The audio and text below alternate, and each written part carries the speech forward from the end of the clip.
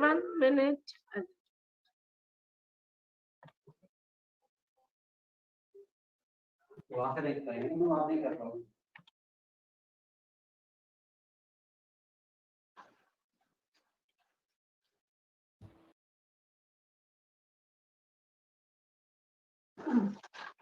Sir, you are the presenter now. You can start.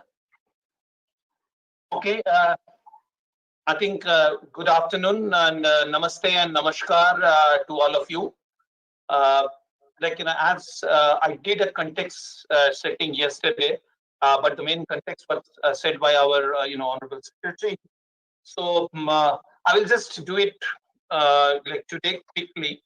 And I know there are many people from the communities are here. So as I did yesterday, I will try to be there's mixed with English and Hindi so that it is at least can go to all the people. So Bharat सरकार की जो विज्ञान या प्रौद्योगिकी विभाग है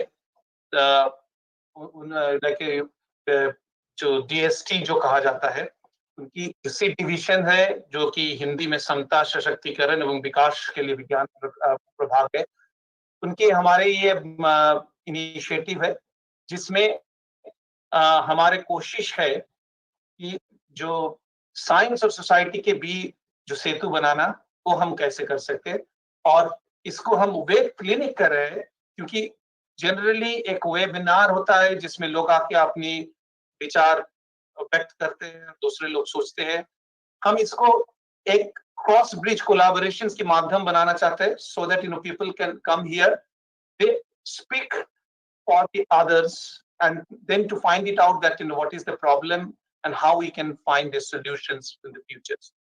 और इसी पूरे इस जो माध्यम से हम जो हमारे माननीय प्रधानमंत्री जी ने जो वोकल फॉर लोकल की जो आह्वान दिए हुए उसी को हम एड्रेस करना चाहते हैं इसमें हमारे साथ जुड़े हुए office of the principal scientific adviser of the government of India Vigyan Prasar FICCI जुड़े हुए हैं हमारे साथ World Wildlife Fund India जुड़े हुए हैं हेस्को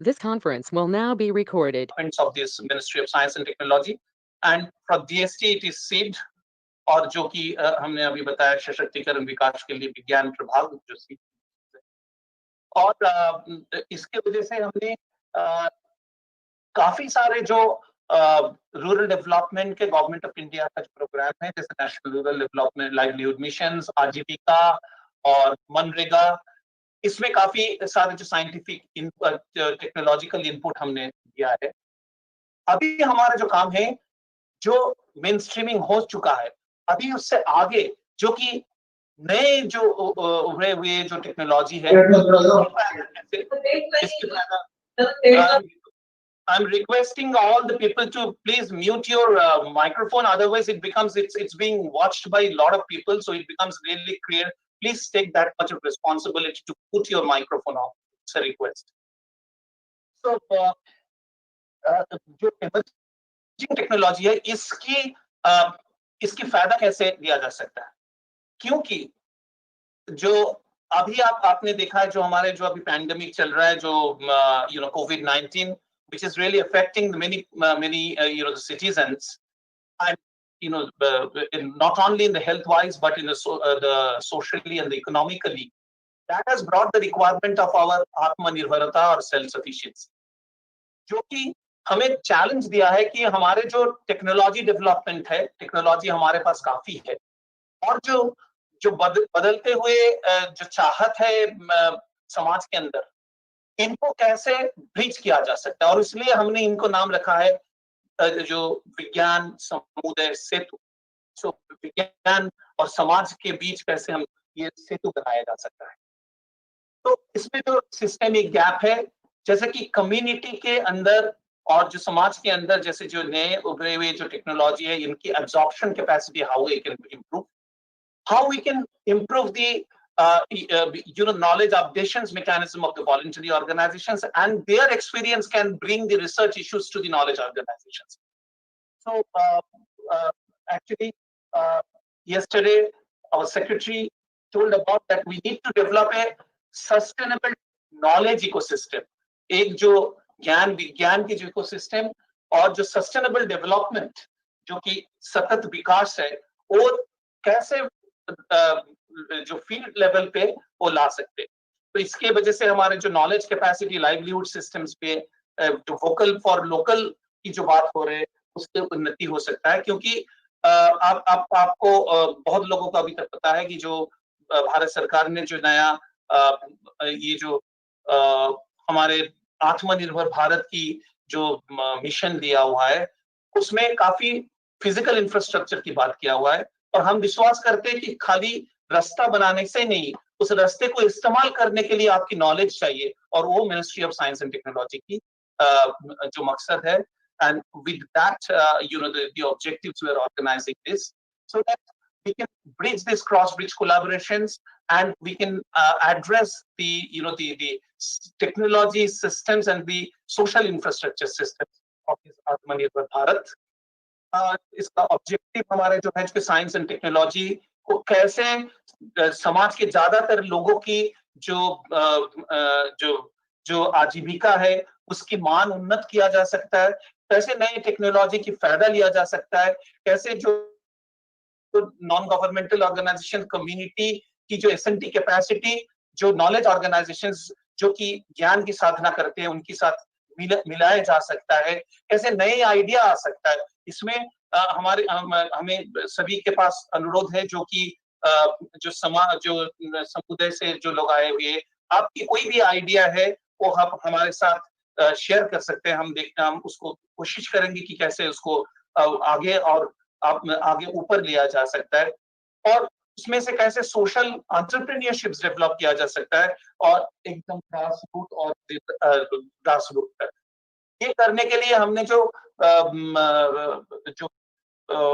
ये आत्मनिर्भर भारत की जो 5 मेन पिलर है, उसके ऊपर हम ये चर्चा कर रहे हैं। ये जो फर्स्ट है हमारे एग्रीकल्चर एंड अलाइड सेक्टर्स, उसको हमने 3 दिन में बांटा हुआ है कि एग्रीकल्चर प्रोडक्शन एंड इनोवेशन, और जो कि कल शुरू हुआ है 15th and 16th of October. Next will be the post harvest technology, which will be 20 and 21st October. There will be 21 October, और allied sector जिसमें जो एनिमल हस्बेंड्री है, पोल्ट्री है और फिशरीज है, उसी सेक्टर के ऊपर 28-29 अक्टूबर, 28-29 अक्टूबर। इसके बाद MSME and the economic sectors will be of 2 weeks, and there will be social infrastructure sectors will be of 2 weeks, and cross-sectoral sectors. This is not a like seminar. So I just what we are trying to do, it's in the 2 days. The first day yesterday we did for the STI person, जो हमारे जो शोध करने वाले जो organisations है, उनके पास जो साइंस, टेक्नोलॉजी और जो अभिनव विचार और नवाचार है, उनको उन्होंने कल कुछ लोगों ने बताया कि ये कैसे सोसाइटी के पास लिया जा सकता है। आज हमें सुनना है सोसाइटी और जो एनजीओ के पास, उनके पास उनके जो नॉलेज है वो कैसे, और जो प्रॉब्लम्स है वो कैसे नॉलेज ऑर्गेनाइजेशंस के साथ मिलके हमारा जो सॉल्यूशंस हमारे इन द मुताबिक हम ला सकते हैं।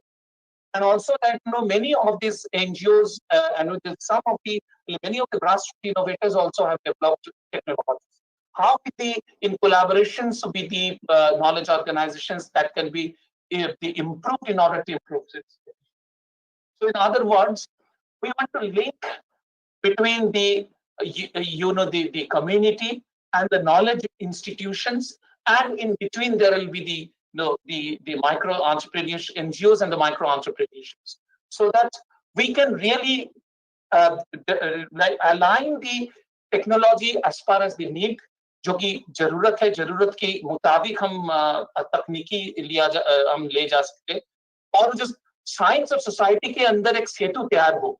और हम सोच रहे हैं कि इसी के तहत हम जो फ्यूचर में आगे जाके ऐसे प्रॉब्लम हम कम्युनिटी से सुनेंगे, उनकी बातें सुनने के बाद एनजीओ और हमारे नॉलेज ऑर्गेनाइजेशंस के तहत we'll try to develop and this collaborative the projects and the programs in future. And in that context, we have to look into the entrepreneurship opportunities, because we believe that जो सतत विकास और sustainable development है, उसमें society, economy और environment, क्योंकि पर्यावरण, ये तीन इनका जो बाहु है, इन तीनों को एक साथ लेके चलने के लिए करना जरूरी है। तो कल हमने जो आपको जो बताया, जो कल पहला दिन, what we found, like it was basically the discussions by the knowledge organizations, and these are some of the opportunities we found it out, which we will take it forwards. The IMD spoke about that, how they are giving the agro-meteorology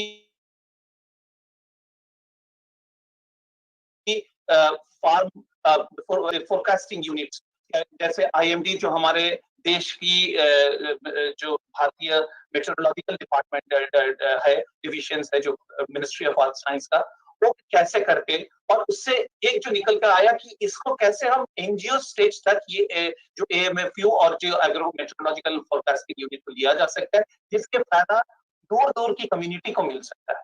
हमारे जो महारानबी centre for crop forecasting, एक भारतीय जो कृषि मंत्रालय की एक संस्था है, जिन्होंने जो सैटेलाइट टेक्नोलॉजी की वजह से जो क्रॉप यील्ड का फोरकास्ट करती है, तो ये इनसे जो डिस्कस हुआ कि इन्होंने एक ट्रेनिंग दे सकते हैं जो हमारे जो एनजीओस है, जो हमारे कोर सपोर्ट एनजीओस है, so that this technology or this capacity can be taken at their level and then further into for the benefit of the communities and the communities absorption.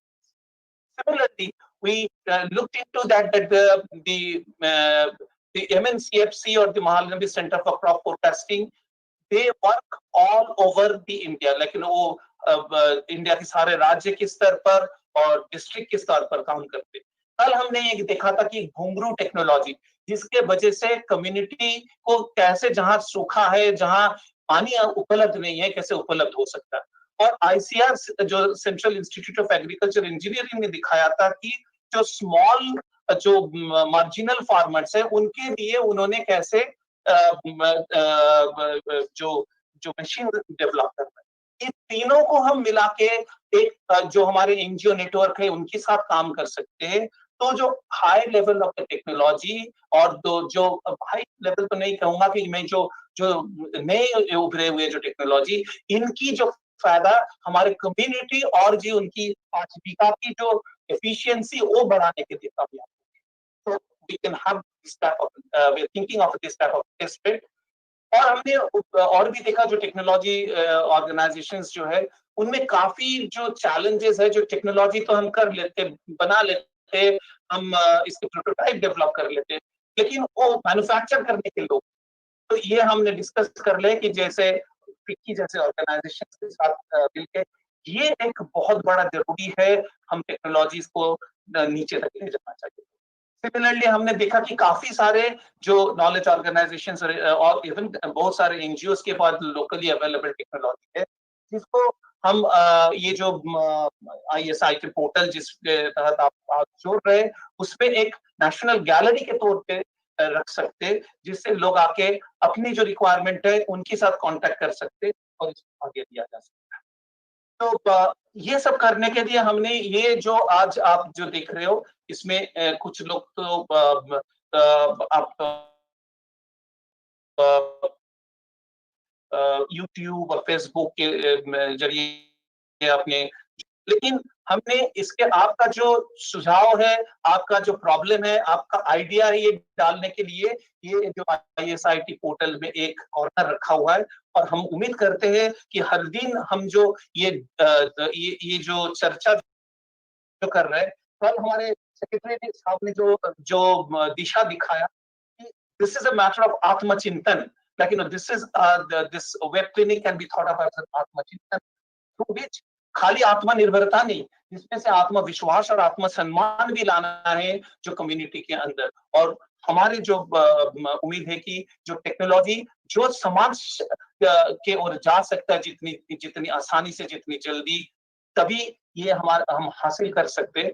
और इस उम्मीद के साथ हम जो दूसरे दिन की कार्रवाई हम जो अब शुरू करेंगे, और इसमें जो हम पहले हमारे 3 लीड स्पीकर्स हैं, और उसके बाद हमारे एक पैनल डिस्कशंस है, और उसके बाद हम चाहेंगे कि जो लोग इसमें जुड़े हुए उनकी भी फीडबैक हमें मिलते रहे। और हम पहले शुरू कर रहे हैं जो पहला सेशन, इसमें शुरू कर रहे हैं रामकृष्ण मिशन से, कि एक इनकी पास इंटीग्रेटेड ऑर्गेनिक फार्मिंग सिस्टम है, और स्वामी भवेशानंद जी महाराज,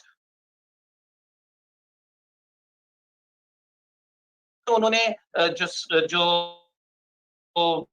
समाज में इसकी कैपेसिटी डेवलप किया है, और इसमें रिसर्च ऑर्गेनाइजेशन से जुड़ के क्या रिसर्च की जो अपॉर्चुनिटी है, ये हमें बताएंगे।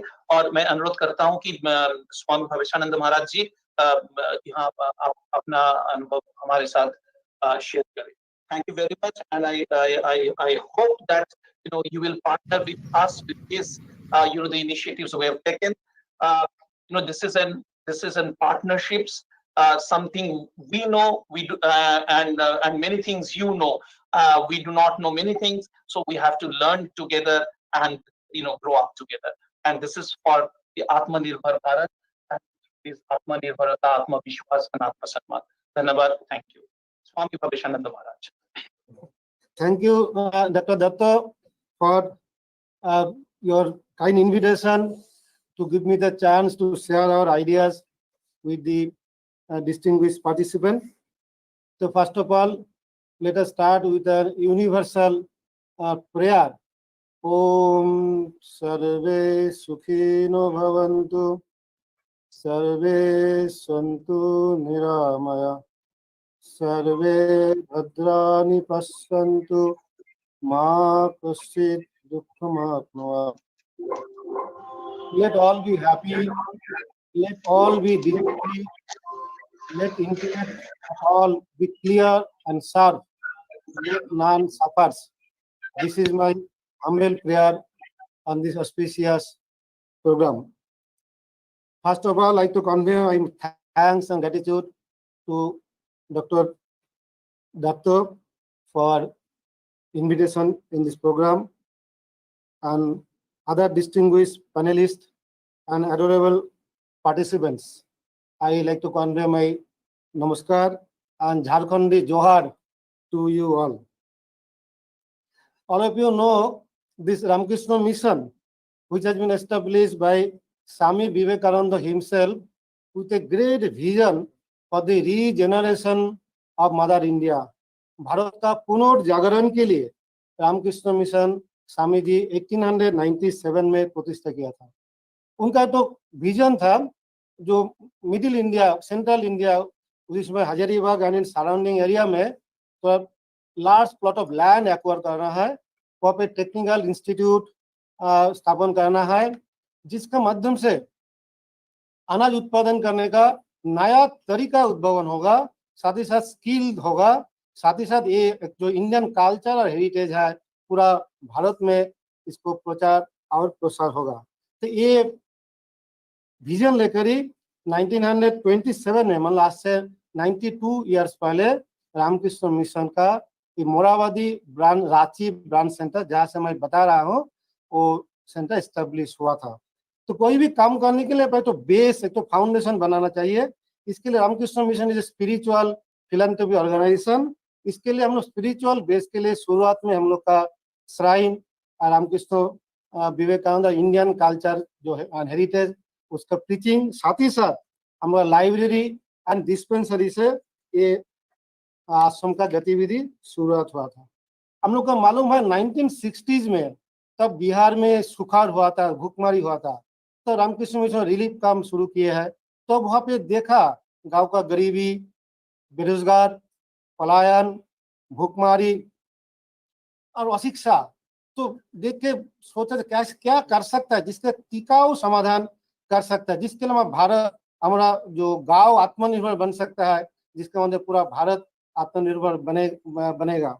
ये कॉन्सेप्ट लेकर 1969 में यानी आज से 50 साल पहले रामकृष्ण मिशन दिव्यांग प्रतिष्ठा हुआ था। तो इसका जब देखा जो फूड और बेसिक नीड्स, अगर अनाज उत्पादन नहीं कर सकता है तो कोई समस्या ही समाधान, कोई सिविलाइजेशन उन्नति नहीं कर सकता है। इसलिए शुरुआत से ही हम लोग का एग्रीकल्चरल टेक्नोलॉजी का ट्रेनिंग और उसको ट्रांसफर करने के लिए long term residential training mainly for the tribal youth के माध्यम से दिव्यांग हम लोग का शुरुआत हुआ था। यहाँ पे हम देखेंगे जो दिव्यांग का मेन जो एक्टिविटीज है, ट्रेनिंग, डेमोन्स्ट्रेशन और उसके बाद technology transfer through our village level organization. Practice जो ट्रेनिंग लेने के बाद जो एक्सटेंड होता है वो गांव में जाके हम लोग CBO community based organization village level organization form करता है, जिसका हम लोग बोलते हैं विवेकानंद सेवा संघ। वो जो विलेज लेवल ऑर्गेनाइजेशन जिसका माध्यम से ट्रेनिंग लोग जो सीखा है गांव में जाके अपना प्लॉट में, अपना फार्म में, अपना घर में करेगा, साथ ही साथ पूरा गांव में वो टेक्नोलॉजी ट्रांसफर करेंगे, जिसके माध्यम से गांव भी स्वावलंबी बन सकते हैं। स्वामी विवेकानंद जी का बहुत बड़ा एक फिलोसफी, एक आइडिया था कि दुनिया का जितना धन है सब धन अगर भारत का छोटे से एक गांव में दिया जाए तो भी गांव का स्वावलंबी नहीं होगा, जब तो गांव वाले प्रशिक्षित ना हो जाए, जब तो गांव वाले संघबद्ध ना हो, जब तो गांव वाले अपना पेड़ के ऊपर ना खड़ा हो सके। इसके लिए हम लोग ट्रेनिंग और ट्रेनिंग के बाद जो विलेज लेवल ऑर्गेनाइजेशन प्रतिष्ठा किए थे, तो एक्सटेंशन का नेटवर्क डेवलप किया, जो अभी बताया साइंस एंड टेक्नोलॉजी एंड समाज का भी सेतु, जो साइंस आज का सेमिनार का जो क्लिनिक का जो प्रोग्राम है, तो सेतु हिसाब से जो टेक्नोलॉजी और सोसाइटी विलेज, इसका सेतु हिसाब से हम लोग का विलेज लेवल ऑर्गेनाइजेशन काम कर रहा है। इसको साथ ही साथ जो टेक्नोलॉजी का डेवलपमेंट चाहिए, रिफाइनमेंट चाहिए, शोध चाहिए, नॉलेज डेवलप चाहिए, जिसके लिए हम लोग Ramakrishna Mission Vivekananda Educational Research Institute जो विश्वविद्यालय हम लोग 2005 में प्रतिष्ठा किया है। तो हम लोग यहाँ पे देखिए गांव में, देश में एक तो बड़ा समस्या शिक्षा। स्वामी जी का विचार था जो education is the panacea of all evils of the society. शिक्षा समाज का हर एक समस्या का समाधान कर सकता है। कौन शिक्षा है? विद्यालय शिक्षा चाहिए, साथ साथ वोकेशनल ट्रेनिंग चाहिए, कारीगरी शिक्षा चाहिए। ये दो होगा। अगर नैतिक शिक्षा नहीं होगा तो समाज में रावण बन जाएगा, दुर्योधन बन जाएगा, कंस हो जाएगा। इसीलिए हम लोग का विद्यालय शिक्षा, कारीगरी शिक्षा साथ साथ नैतिक शिक्षा भी इक्वल इम्पोर्टेंस से शिक्षा दिया जाता है। इसके अलावा विलेज लेवल में हम लोग का कोचिंग सेंटर है, जैसे इंटीग्रेटेड एजुकेशन, योगा आदि, साथ साथ किचन गार्डन, सफाई आदि सब चीज सिखाते हैं। साथ ही साथ उसके बाद जो कोई बच्चे स्कूल में कोई ड्रॉप आउट है तो हम लोग का दिव्यांग में आते हैं, ड्रॉप आउट बच्चों आके यहाँ पे मल्टी वोकेशनल ट्रेनिंग लेते हैं। साथ ही साथ राष्ट्रीय मुक्त विद्यालय NIOS का स्टडी सेंटर है, जहाँ के माध्यम से 8 पास है, 10 जो 10 है और 12 पढ़ सकता है। और जो 12 पास किए वो इसी वर्ष हम लोग शुरू कर रहा है B vocational course in sustainable agriculture. जो 12 के बाद जो आएंगे तो वहाँ पे ट्रेनिंग के साथ साथ वोकेशनल डिग्री भी ले सकते हैं। ये इसका जो हम लोग का इसके हम लोग देखते हैं डिफाइन किस्म का ट्रेनिंग जो यहाँ पे दिया जाता है। जो हम लोग का ऑर्गेनिक फार्मिंग सिस्टम अप्रोच, जो नॉट ओनली एग्रीकल्चर, साथ से अलाइड सेक्टर जितना है, poultry, dairy, fishery, beekeeping, aquaculture, everything whatever is related for the development of the agriculture of the village, everything is being taught, being trained in our training center, so both at the on campus at the divyang level as well as the off campus in the village level. तो यहाँ पे जो technology demonstration के लिए गांव में transfer के लिए front line demonstration, AFLD, OFT जो टेक्नोलॉजी को रिफाइनमेंट के लिए OFT होता है, इसलिए किसान मेला होता है। हम लोग ऑर्गेनिक किसान मेला लास्ट ईयर भी 2 साल से हम लोग ऑर्गेनाइज कर रहे हैं। जो किसान का आय दुगुनी करना है ऑर्गेनिक फार्मिंग करके, ऑर्गेनिक फार्मिंग सिस्टम जो जैविक कृषि प्रणाली, जैविक कृषि प्रणाली अपनाइए, आय दुगुनी बढ़ाइए। इसका 42nd किसान मेला हम लोग लास्ट ईयर किया है, 42nd ईयर हो रहा है।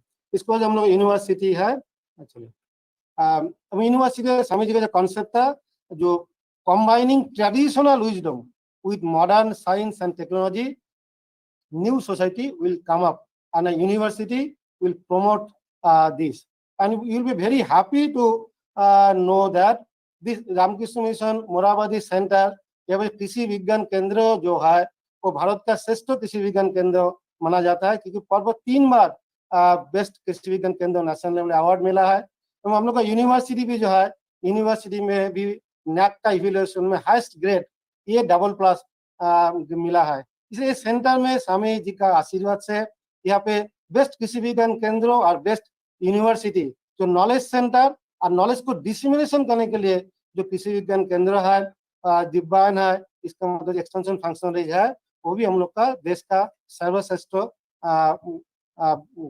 विज्ञान केंद्र है। जो हम लोग यहाँ पे देखे हैं, जो डिफरेंट लेवल का एजुकेशन विद्यालय शिक्षा जो देता है, साथ साथ कारीगरी शिक्षा भी जो डिफरेंट में देता है, साथ साथ डिफरेंट गांव में जो जैसे बीरो कॉलोनी हम लोग राइट साइड में देख रहे हैं, जो प्रिमिटिव ट्राइब वहाँ पे भी हम लोग बच्चों को शिक्षा दे रहे हैं। शिक्षा के साथ साथ एग्रीकल्चर भी फॉर्मल भी दे रहा है, एग्रीकल्चर भी दे रहा है, योगा भी सिखा रहा है। इंडियन कल्चर हेरिटेज जितना नेशनल प्रोग्राम है, जितना सोशल प्रोग्राम है, वो लोग की सब पे ऑब्जर्व करता है। सामो माने तो integrated development of the children, integrated development of the youth, integrated development of the village, and integrated development of the society. This is our goal. एवं आप बहुत खुश होंगे आप लोग, जो हम लोग जो यूनिवर्सिटी जो प्रतिष्ठा हुआ 2006 में, जो रांची फैकल्टी सेंटर है, उसी समय से हम लोग का जो स्वामी जी का जो सपना था, उसी हिसाब से मॉडर्न साइंस एंड टेक्नोलॉजी साथ साथ एंशिएंट जो विजडम है ये लेकर हम लोग काम किए। जो rural technology action group DST का कोलैबोरेशन में खड़गपुर IIT का यहाँ पे नोडल इंस्टीट्यूट था, हम लोग low cost organic farming technology develop किए, जिसका इंग्लिश, हिंदी और बंगाली का किताब भी हम लोग पब्लिश किए, रिसर्च पब्लिकेशन हुआ।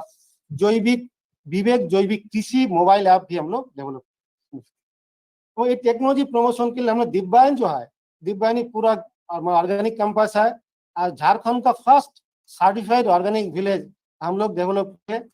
इसके साथ 7 विलेज भी ऑर्गेनिकली सर्टिफाइड हो गया है, और additional 7 in the channel in the pipeline. हम लोग देखें तो ऑर्गेनिक रूट हम लोग बनाने कोशिश कर रहे हैं, जिसमें सप्ताह में कम से कम 2 दिन 2 ट्रक ऑर्गेनिक वेजिटेबल प्रोडक्शन कर सकता है। हम लोग मुंबई का एक तो एक्सपोर्टर के साथ बात हुआ, वो लोग बोलते 2 ट्रक अगर एक साथ में हम लोग दे सकते हैं तो डबल प्राइस में वो लोग खरीदेंगे, तो प्रीमियम प्राइस जो ऑर्गेनिक है वो भी मिल जाएगा। साथ ही साथ तो मॉडल ट्राइबल ग्राम पंचायत हम लोग डेवलप कर रहा है, उसका भी ऑर्गेनिक ग्राम पंचायत हिसाब से भी डेवलप हो रहा है in collaboration with government of Jharkhand. तो इसको जो टेक्नोलॉजी हम लोग डेवलप किए, टेक्नोलॉजी स्पेशल फीचर जो है एक क्लाइमेट रेजिलियंट है, तो through out the year on all agro climatic zones भी हम लोग अप्लाई कर सकता है। एक conservative nature, it conserves and promote the natural resources, a low cost in nature using all the locally available resources। और कोई भी टेक्नोलॉजी का के लिए जो 5 पैरामीटर चाहिए, sustainable agriculture for research poor farmers in terms of productivity, in terms of profitability, in terms of perpetuity, sustainability और purity is very important for this for modern time। And then since the most of the farmer are small and marginal, so partnership is very important through farmers producer organization, through farmers club etc, self help group etc। तो ये जो हम लोग का different intervention हम लोग किया है for doubling farmers income towards आत्मनिर्भर भारत, जो अभी लो कॉस्ट टेक्नोलॉजी डेवलप किया, सर्टिफाइड ऑर्गेनिक विलेज डेवलप किया है। हम लोग FPO farmers producer organisation in B keeping develop किए। हम लोग का जो लोकली अवेलेबल जो सेंट्रल राइस है उसको हम लोग स्क्रीनिंग किया, स्क्रीनिंग का 2 को हम लोग आइडेंटिफाई किया, उसको प्रमोशन मल्टीप्लिकेशन हम लोग कर रहा है। लैब के लिए भी एक तो brood bank primary post unit किया है। एक से एक बहुत है, उसके ज्यादा टाइम में हम नहीं जाना चाह रहा हूँ। नेक्स्ट नेक्स्ट हम लोग का जो component of integrated organic farming system, जो डिफरेंट कंपोनेंट हम लोग का है, डिब्बा में भी हम लोग का, ट्रेनिंग सेंटर में भी है, गांव में भी है, क्योंकि इंटर डिपेंडेंस बहुत जरूरी है। एक का आउटपुट, दूसरा का इनपुट, इसमें क्या होता है, सिनर्जी आता है, लेबर कॉस्ट कम होता है, प्रॉफिट ज्यादा होता है, और through out the year farmers का इनकम चला रहता है, जो वेरी इंपॉर्टेंट है।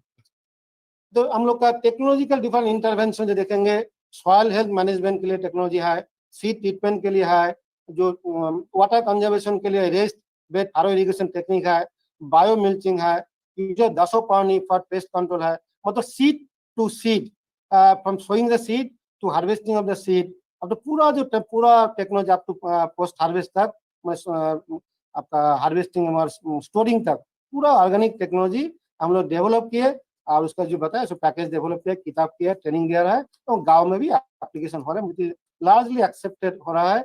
हम आप लोग बहुत खुश होंगे। तो गवर्नमेंट ऑफ इंडिया जो नेशनल एग्रीकल्चर पॉलिसी डेवलप किए, उसमें भी हम लोग को भी इन्वाइट किए वर्कशॉप में, तो पूरा हम लोग मिला के हम लोग को जो टेक्नोलॉजी अभी अप्रिशिएट हुआ, और उसका लेकर भी जो सेकेंड डे का लास्ट सेशन में ऑनरेबल प्राइम मिनिस्टर जो नेशनल एग्रीकल्चर पॉलिसी डेवलप किए, उसमें भी हम लोग का कंपोनेंट का भी बहुत बड़ा योगदान था।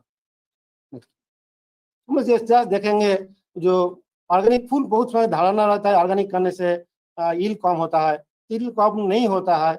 जब हम लोग देखिए जो मस्टर्ड है 2.64 क्विंटल पर एकड़, हम लोग के यहाँ पे 3.28 क्विंटल पर एकड़ है। हम लोग ऑर्गेनिक प्रैक्टिस जो साइंस हम लोग का फार्मिंग कर रहा है, किसान का जो फुल केमिकल देके 19 to 20 क्विंटल पर एकड़ आ रहा है, हम लोग का 23.85 क्विंटल पर एकड़ हम लोग का इधर आया है। हम लोग का सक्सेसफुल सम फार्मर्स जो झारखंड का बेस्ट किसान का सम्मान मिला, ICR से भी सम्मान मिला, जिसका इंटीग्रेटेड ऑर्गेनिक फार्मिंग सिस्टम को आपको उसका अप्लाई करके 4 लाख से 8 लाख रुपया तक पर ईयर लोग कमा रहा है। और जो वेरी इंपॉर्टेंट जो डॉक्टर दत्त बताया कि क्या क्या स्कोप है फ्यूचर रिसर्च एंड कोलैबोरेशन के लिए, तो हम लोग जो देखेंगे यहाँ पे जो हम लोग जो टेक्नोलॉजी जो डेवलप किया है, ये टेक्नोलॉजी को विलेज लेवल में, गांव में और प्रचार और प्रसार करना चाहिए, जिसके लिए तो पूरा नेटवर्क तो डेवलप करना जरूरी है। साथ ही साथ में गांव में बहुत अच्छे वेराइटीज है जो अनआइडेंटिफाइड है, तो screening selection of location specific variety of different crops having good performance, यहाँ पे नॉलेज ऑर्गेनाइजेशन और NGO का पार्टनर्स में बहुत अच्छे काम हो सकता है। जो हम लोग सेंटर राइस, हम लोग तुलसी मुकुल और भुटकू, जो ऑलरेडी हम लोग नाबार्ड का कोलैबोरेशन में हम लोग किया है, जो बहुत अच्छा रिजल्ट हम लोग मिल रहा है। इतना सीट का डिमांड है जो अभी हम लोग नहीं दे पा रहा है। ऐसे हम लोग का जो different development screening of organic input responsive crop varieties, ये तो लॉन्ग टर्म प्रोजेक्ट है, 5 साल 7 साल लगेगा डेवलप वेराइटी डेवलपमेंट के लिए, क्योंकि अभी तक हम लोग ICR रिसर्च इंस्टीट्यूट में, स्टेट एग्रीकल्चर यूनिवर्सिटी में जो रिसर्च किए, सबसे मैंने फर्टिलाइजर रिस्पॉन्स लेकर ही हम लोग देखा कि ऑर्गेनिक मैन्योर में क्या रिस्पॉन्ड करता है, इसका ऊपर काम बहुत ही कम हुआ। ये बहुत बड़ा एरिया है जो हम लोग का टैप करना चाहिए। साथ ही साथ हम लोग जितना जो लिक्विड ऑर्गेनिक मैन्योर किया है, जो टोटल माइक्रोबियल एनालिसिस अभी तक नहीं हो पाया, तो ये भी बहुत इंपॉर्टेंट है। उसका एनवायरनमेंट में पॉजिटिव इफेक्ट जो डॉक्टर दत्त ने बताया, जो कोई भी चीज का इफेक्ट भी आपका एनवायरनमेंट में क्या इफेक्ट है वो भी हमें देखना चाहिए, पॉजिटिव चीज हम लोग ये भी देखेंगे, एनवायरनमेंट फ्रेंडली है, इसके पूरा स्टडी भी करना चाहिए। साथ ही साथ जितना बायोपेस्टिसाइड डेवलप हुआ है, इसको भी आपका स्टैंडर्डाइजेशन और वैलिडेशन का हम लोग का बहुत जरूरत है। और testing of this technology in different agroclimatic Jones for different crops, ये भी एक इम्पोर्टेंट चीज है, जो नॉलेज ऑर्गेनाइजेशन NGO पार्टनरशिप जरूरत है। साथ ही साथ जो डेवलपमेंट ऑर्गेनिक मशरूम का बहुत बड़ा स्कोप है। हम लोग देखते हैं टाउन एरिया में अभी जैसे पैंडेमिक पीरियड में नकली चला गया, अच्छे घर का लड़का लड़की आदमी आके मशरूम के बीज ले जा रहा है, तो हम लोग मशरूम कहाँ करेंगे ना, घर में छोटा सा जगह है, क्योंकि घर वहाँ पे करेंगे, करके वो लोग बाहर में तो 150 रुपये वो लोग पुश सेल करता है, घर में जब बिकता है 200-250 रुपया किलो वो लोग मशरूम बिक रहा है। बहुत अच्छा एक इनकम करे। काल यस्टरडे हम लोग का एक टीचर आया था, उसे नकली चला गया, फॉलो ही नहीं किया, अभी दिव्यांग से मशरूम का बीज लेकर गया, जैसे समझे अभी मशरूम उगाएंगे, फर्दर टाइमिंग है तो घर में जो फाइनेंशियल क्राइसिस है, यस हो गया, standardization and scientific validation on different IT case and this will Swamiji, like I request you to conclude soon because we have to go for the next interaction. Already over, just next one. तो यही हम लोग का जहाँ पे जय बजे programme डिब्बैन का जो एक तो मल्टी डायमेंशनल ट्रेनिंग सेंटर है, इंस्टीट्यूट है, उसका रेप्लिकेबल मॉडल्स है जो डिब्बैन में ट्रेनिंग विजिट प्रोग्राम के माध्यम से हो रहा है। नेक्स्ट, तो हम लोग के डिफरेंट अचीवमेंट्स जो बताया अभी डिब्बैन होगा। और आज स्वामी जी का जो विजन है, as long as even a single dog in my country is without food, my whole religion will be to feed it. तो ये हम लोग का है जो गीता में भगवान श्री कृष्ण बताए, परस्परम भावयन्तो श्रेयो परम अवाप्स्यतो, by mutual interaction by all of us will be benefited। तो ये जो वेब क्लीनिंग है जहाँ पे नॉलेज ऑर्गेनाइजेशन, NGOs और साइंस एंड टेक्नोलॉजी डिपार्टमेंट सब लोग एक प्लेटफॉर्म में आया है, आके अपना म्यूचुअल, अपना आइडिया, अपना एक्सपीरियंस शेयर कर रहा है, इसके द्वारा सब लोग बेनिफिटेड होंगे। तो अल्टीमेटली हमारा जो गोल है पूरा आत्मनिर्भर भारत, आत्मविश्वासी, आत्मश्रद्धाशील जो भारत हम लोग को बनाना है, जो स्वामी विवेकानंद जी का सपना था बहुत पहले, तो अभी साकार करने के लिए एक कामयाबी होगा। ये विश्वास के साथ, ये उम्मीद के साथ फिर ऑर्गेनाइजर को बहुत बहुत धन्यवाद देते हुए मैं वाणी विराम दे रहा हूँ। नमस्कार। धन्यवाद स्वामी भविष्यानंद जी। I think we'll go for the next the presenters from BAF. BAF is a very well-known the NGO in the world, and not only in India, also in the world. And so I request Dr. Girish G. Suhani, president of BAF, to share with I think this session is basically from these NGOs idea that how the capacity of the community has been built by them, and also what are the opportunities for the collaborations with the knowledge organizations to improve the knowledge delivery system to the field. Dr. Suhani, please.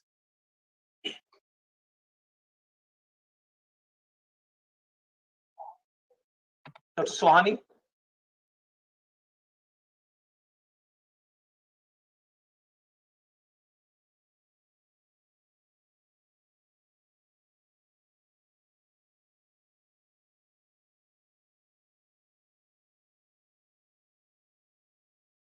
Dr. Suhani? Yeah, so pre-recorded PPT will be shared because he has shared the pre-recorded one also. Yes, we will share the the PPT. The pre-recorded one, like is he not presenting? Sir, he would prefer the pre-recorded one, and he will be available for question answer, sir. Okay, Kinkiniji, can you share the pre-recorded one? We have shared the same one, but then So audio may be an issue because the audio will be a little low. We will run it. Let us all listen to that. Let us all hear to it. But we are running it right now.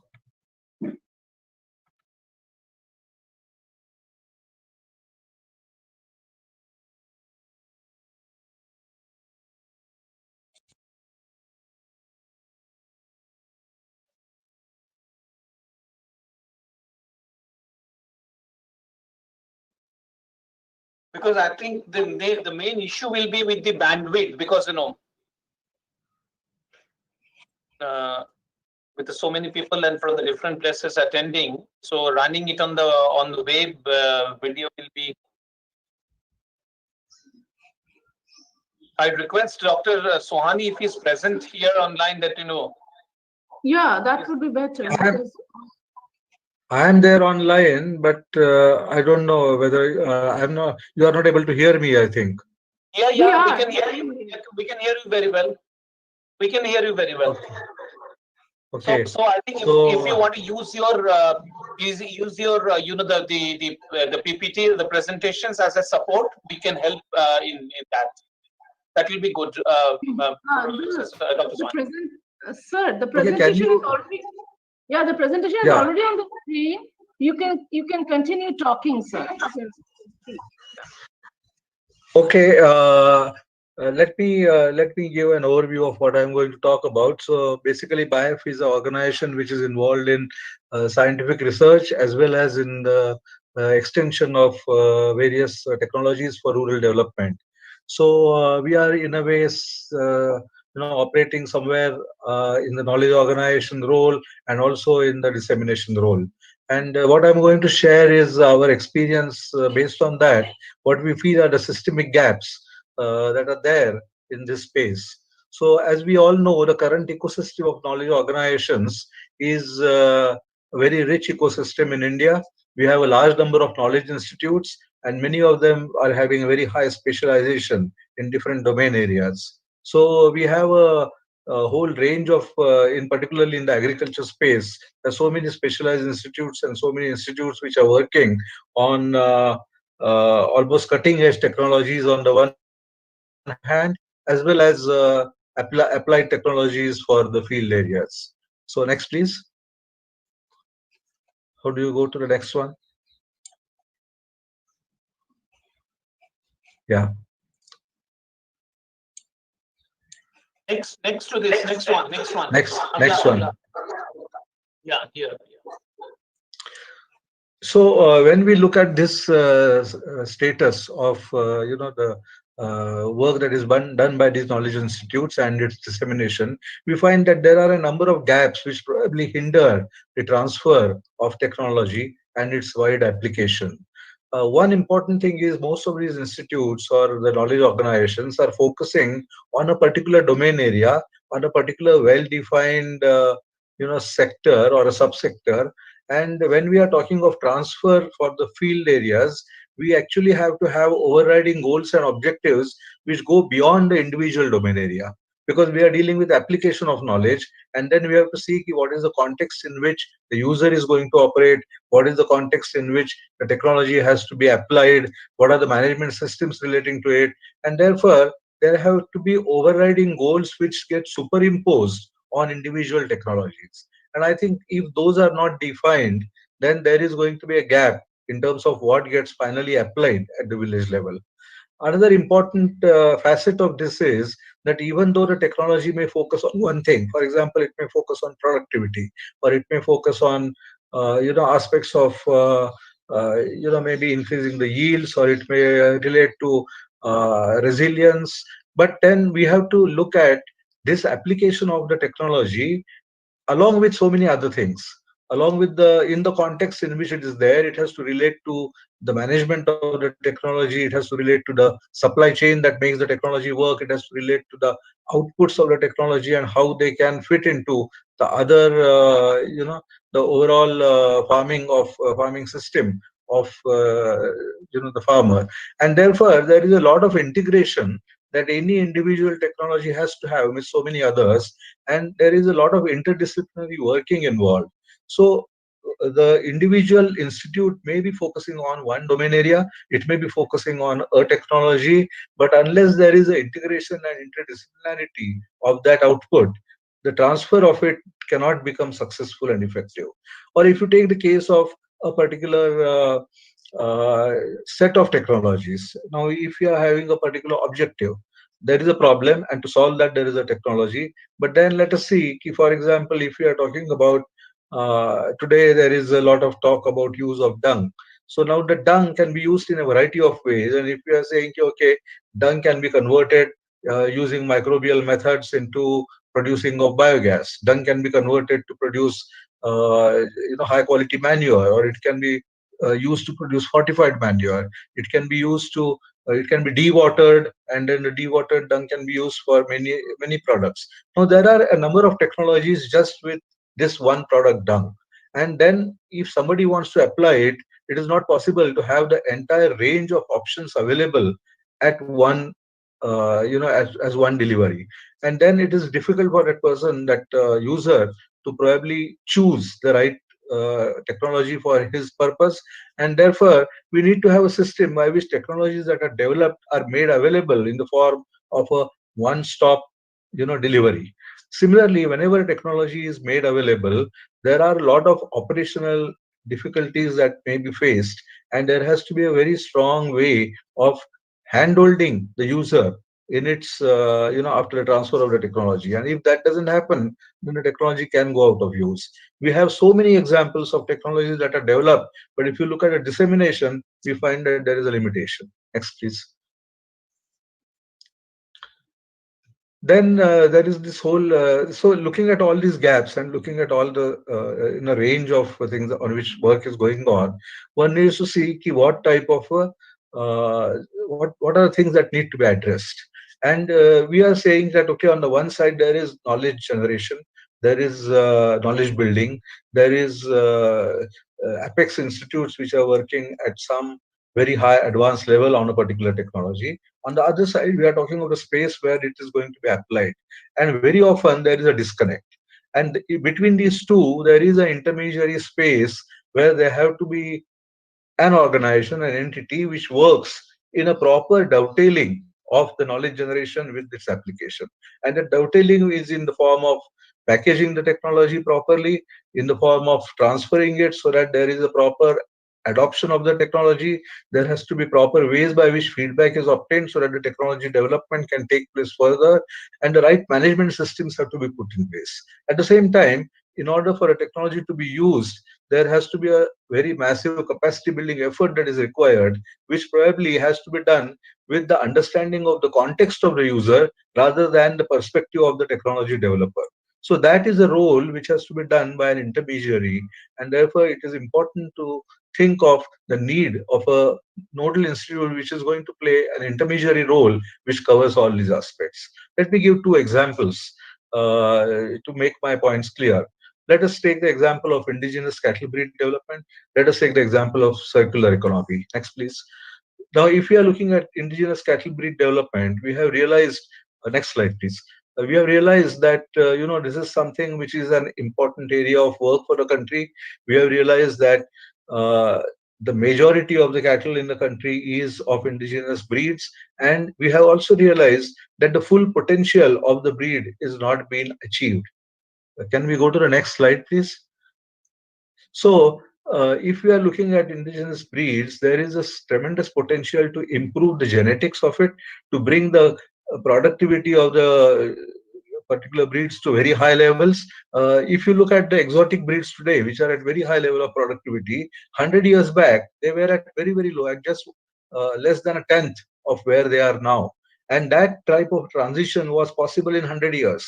We can also have a very sizable transition for the Indian breeds. But then there is also an importance to see that this type of genetic improvement, this type of generation to generation genetic gain requires a lot of high technology relating to breeding, relating to assisted reproduction. So we are talking of breeding, artificial insemination, use of high genetic merit semen, use of sorted semen, then for assisted reproduction, multiple ovulation, embryo transfer, and applying genomics so that you are able to identify, you are able to predict the genetic potential of an animal at the time of its birth. And then you can select the best animals for the further genetic improvement. So this is about genetics. On the one side, there is very high technology. We are probably just at a very initial stage in the application of those technologies. The world is also not too far behind, in front of us. But this is one. And then on the other hand, we have a large number of millions of farmers who are very poor understanding of any of these, and their adoption of all these technologies is required at that level. So this is one direction. The other direction is, all along, cattle have been used as a source of milk, and the entire economics of cattle has been around milk. But now we realize that there is a great role for dung, and there is a great role for urine to play, particularly when we are talking of sustainable agriculture, sustainable farming, circular economies. All these become important. So then we are talking of value generation, not only from milk, but also from dung, also from urine. So that is another direction. The third direction is, unless improved management goes along with technologies for the first two, you cannot have a good performance in the field. So better feeding is required. There are a lot of improved varieties of fodder that is available, that is possible. Varieties have been bred, that has to be used. There is diagnostics technologies which can make possible diagnosis of the animal's health condition at the level of the farmer. And all these technologies have to be made available not by a very, very qualified technical person, but maybe even by paravets. So we need a different mode of delivery. So this is the third direction. Now, if you look at these three directions required for indigenous cattle breed development, we see that there are a lot of gaps. If you when we're talking of genetics, there is a big gap. The national efforts have to be in a consortium mode. And just very recently, in fact, just about a few weeks back, there is some movement towards making a consortium happen. But otherwise, we were not working in a consortium mode. We were working 4 or 5 institutes working in 4 or 5 different directions without any proper dialogue and exchange of knowledge that was being generated. So that type of a gap was there. Then again, the technologies that are available, I gave an example of dung, I gave an example of urine.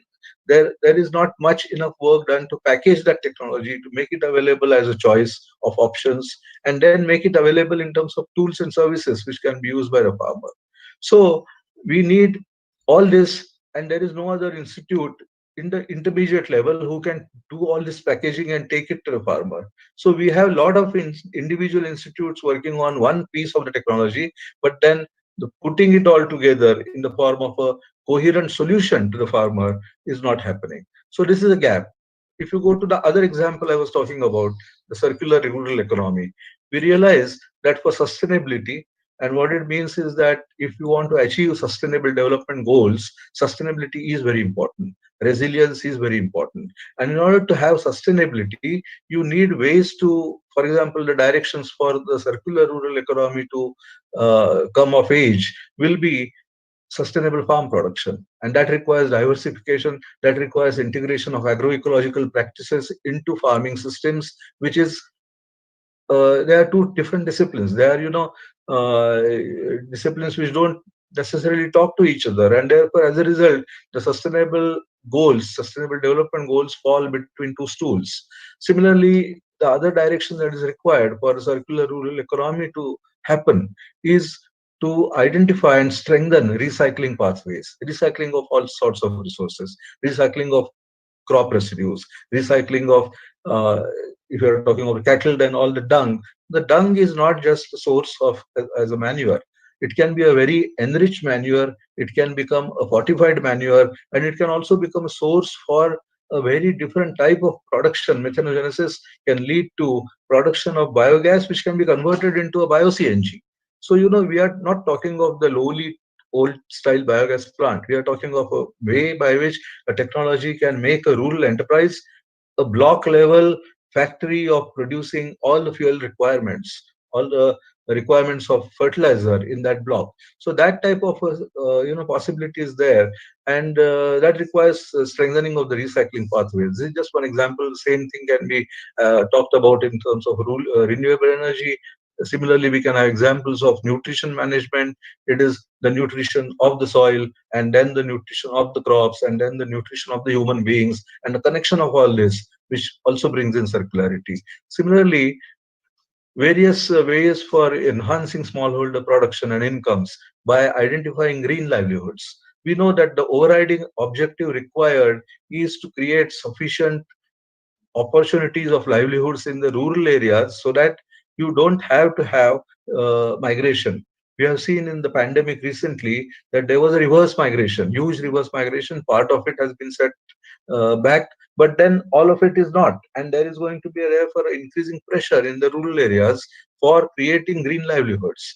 And those green livelihoods have to be green, I'm saying, because they should ensure sustainability. But at the same time, these type of new livelihood opportunities have to be created. So a whole range of technologies are required in farm mechanization. The whole range of technologies is required for renewable energies in terms of applying information and communication technologies, and there are possibilities. But all this is right now scattered individual, either institutes or individual startups trying to develop these without a concerted technology packaging that is required. So again, you have these gaps. How the gaps can be filled? We know that individual farmers to be reached is not so easy. They are too scattered, too fragmented. And if we want to really reach them, just like in the case of marketing, the farmer producer organizations can play a very key role of aggregation. They can also play a very key role on the supply side. It is not just supplies for agriculture. Technology is also a supply. Technology is also a supply for making a proper solution in place. And therefore, the FPOs can also be looked upon as a channel partner for technology dissemination, for value chain operations, for supply integration. So all this role for a farmer producer organization means that we need to think in terms of a different institutional mechanism to take the technology to the ultimate user. And this is something which is also, this applies to any types of technology. It applies to digital education system. This is important because we also need to have a very strong and widespread capacity building effort which makes knowledge available on the tap, sort of, to whoever wants to use. Next, please. So looking at these two examples, I think we can generate similar examples in every domain area. What is the way forward? If you want to address the systemic gaps from knowledge organizations to its application, from very high level, high technology institutes on the one side to its user in the field, then we have to have a right intermediate institution. They may be new institutions, they may be existing institutions, some of whom can be identified to play this role. But this is a role which cannot be missed. And therefore, for different domain areas, you require different intermediate institutions who will play a two-way connect role. They will play a role to connecting with knowledge institutions. They will have the capacity to do that. They will also have the capacity and the bandwidth to work at the field level so that they understand the requirements, they are understanding the problem, so the right solution can be created out of the technologies available. They should also be able to play the role of a funnel which will tap different types of technologies from different institutes and mix and match and create a sort of a appropriate solution. Technology is one thing, but an individual technology does not mean a solution. A solution probably has to come as a combination of a number of technologies or different technologies in different contexts, and along with that, the right management systems. So we need, therefore, a choice of technologies possible, which the intermediate institution can do, create technology marts, create a sort of multiple options for the user to identify what would work best in the user's conditions. And all this has to be done with a mission mode functioning. We cannot have a lax its own pace of very slow movement, but there has to be a strong mission mode functioning. This last slide actually gives a very good example. You see on the left photograph, these are from BIF programs. This is the technology packaging we have done. On the left, you can see the conventional biogas plant. And as you all know, conventional biogas plant is for consumption. The farmer puts it, he uses the dung produced from his cattle, and he converts it into a gas, and the gas is used in and the manure goes into his farm, and that is the end of it. It is all consumption oriented. Now, what we have done here is brought in 2-3 other technology combinations which work at this level. The output that comes out of it, we have developed a small mechanism, a way by which dewatering of the slurry can take place. So you have water separate, I mean the liquid separate, and cake separate.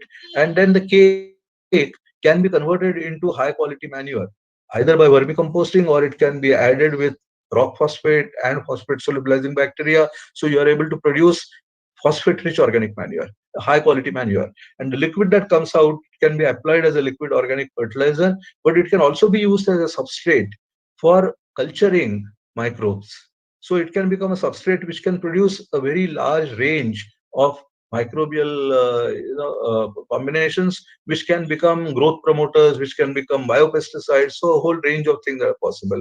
So this simple biogas plant, which was just a consumption unit, suddenly becomes an enterprise, and it can create an enterprise which produces products of relevance to a circular economy in the rural areas, to a sustainable farming in rural areas, to sustainable agriculture in rural areas. So this is an example of how, with the right combination of technologies, you can really create a very different types of a solution which would fit in a particular context. If you do this at a much larger scale, you can do it at almost like a small industry, a cottage industry at the field level. So you have these options possible. And I think if we have this type of a combination between knowledge institutions and field application, we can probably have a much rapid pace of achieving the desired results. Thank you so much.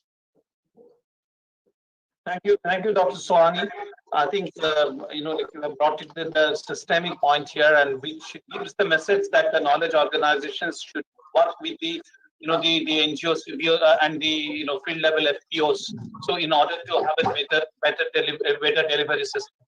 So I think in order to understand this, more from the experience from another well-known NGO called Pradhan, I would request Mr. Narendranath Damodaran, the ex-official member secretary and ED of Pradhan. Mr. Damodaran, please. And I would request again to restrict it to 15 minutes because otherwise our discussion times will get. So Mr. Damodaran, please.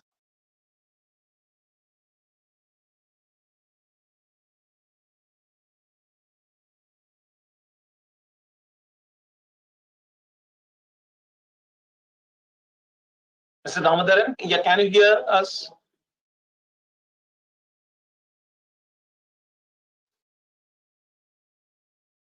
Mr. Damodaran? Now I'm unmuted. I was speaking, but I was on mute. I'm so sorry. Okay. Yeah, so we are not being able to hear you. So can we just, should we, are you projecting from your side or should we project from our side? I want to project from my side. Is it visible now? Okay. It's visible, but only it takes a little bit of bandwidth. But is it? Can you see it? Yeah, I'll go quickly. Yeah, so thank you. Yeah, we can see. Yeah, we can see. Yeah, thank you, Dr. Datta, Dr. Anuradha, for inviting me to excellent presentation, and thank you to Swamiji and Girish, my friend. So this, and I'm slightly nervous sitting here. I think, the only non-doctor in this whole big group of 100 people here. So I'm slightly nervous. I'm generally the layman in this group. So this seminar, or this, as you said, the web clinic is about actually creating a bridge between the high science and technology with the common person, the common farmer, and that is the bridge or the setu. And we believe, as Girish also rightly said, I think civil society organizations like us, BAE for Pradhan or Divyayan, etc., we have the potential and the ability to be effective bridge between the research and the high science and with the actual application of the field where it is applied at the field of the small marginal farmer. So my presentation is primarily about our own experience of how we have been trying to do it and what are our reflections on that idea. So just since I'm sitting here the first time coming to this group, the first time, just a little introduction about Pradhan. We are a largish civil society organization. We work in 7 states. In 37 districts, and which are also some of the poorest districts in the country. And we got about 400 well-qualified professionals working with us, people who are from science, from social sciences, from management. So we have a collection of professionals who are working in small teams directly with the community. And we currently are touching about 4 million lives. So working with about between 800 to 900,000 families. So the central and eastern Indian belt is where we are working. So instead of working in a whole state or a whole district, we are kind of calling them development clusters, a collection of 2 to 3 districts, which are actually the more intensely poor compared to the rest of the districts. So we are working across 11 development clusters in that sense, from South Rajasthan to west of West Bengal, mostly the tribal belts. So just to give an overview, so this is the kind of agroecology that a typical Pradhan village will look like, hilly undulating central Indian plateau. That is what I'm sure you all know. And this is the kind of community, mostly tribals, small farmers, marginal farmers, semi-forest dependent, some animals and, small plots of land and fragmented pieces of land.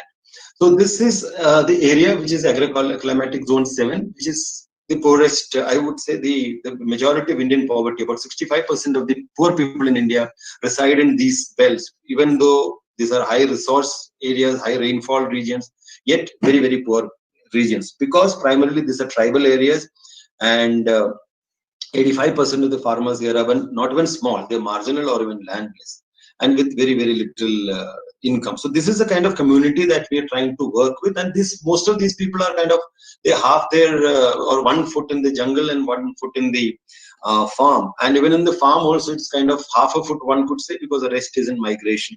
So it's very reluctant farmers, and obviously resource poor and technology lacking. So that is a description of the community here.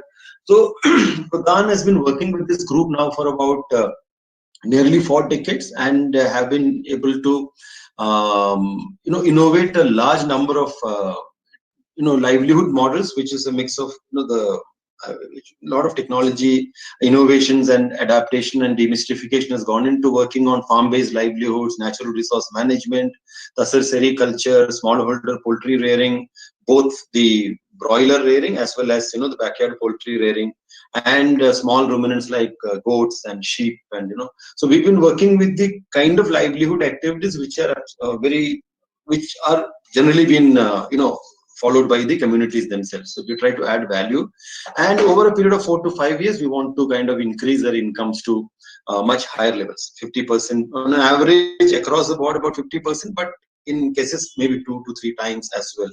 And since these are small farmers and individually they are unable to access many services, so we aggregate them into farmer producer organizations and link them with markets.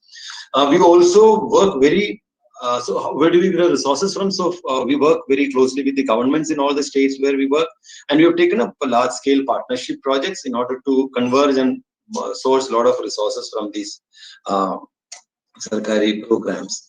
So some of the, and I've just put out a series of like the examples of how we have been adopting this technology in the context of these small or the marginal or very small tiny farmers, and what are the kind of technologies which we find are working there, and therefore we need to work much more closer to them in order to bring in more and more kind of these similar kinds of technologies to them.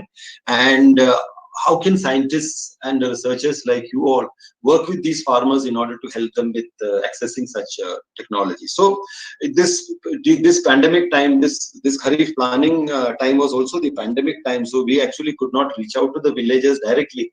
So we used to use the technology platforms such as Kobo, etc., to help people, kind of map their resources, what is the kind of Kharif plan they have, and aggregate those the requirements and then provide them those services. So that is one kind of technology that we think will be very important. How do we use IT in order to reach out to help farmers do their planning, as well also for extension of ideas and technologies, and for actually practicing the new agronomic practices. So from nursery, insect nets, poly houses. I mean, for a lot of farmers across the country, this will be kind of okay, we have seen this. But for the farmers that I'm talking about, this will be the first time they're actually being exposed to, poly houses and insect nets and very basic technologies, but very useful. Trellis in creepers. In some parts of India, it's actually a very common and ordinary technology, but now it is becoming big scale in Eastern India as well, where they're producing high value vegetables. So power is a big issue there. So how can we adopt solar energy? Then raised beds, mulching, drip irrigation, so etc. are now getting adopted in very large scale with these farmers. Now, we need to also bring in more technologies in terms of post-harvest operations, in sort of sorting, in grading, in preserving, and drying. So there are so many areas where we still haven't had good examples yet, but we are trying to look for help there. And given that a lot of these diseases get transmitted through soil, we are also trying to help farmers adopt soil-less nurseries in very large scale, and mulching in very large scale, because of very uneven rainfall, very erratic rainfalls in these places. So how do we help better moisture retention? Cultivation with trellis, again another technology, simple technology, but that has really enhanced production to very high levels. Multi-layer farming, trying to use the different layers of the soil and the air to take 2 or 3 crops at the same time.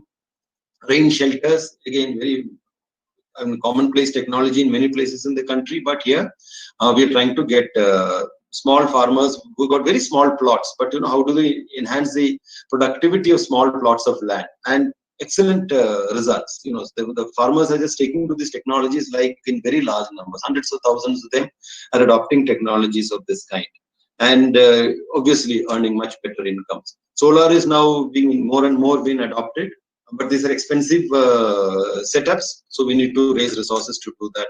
Solar drying is a new area that we are getting into in partnership with the private company. So in various turmeric, ginger, onions, there are various crops we have started experimenting, all doing very well.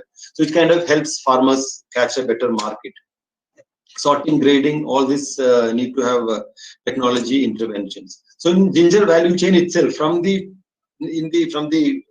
accessing quality seeds from from research institutions to drying and making sunthi, dried ginger, and selling it in high volume markets.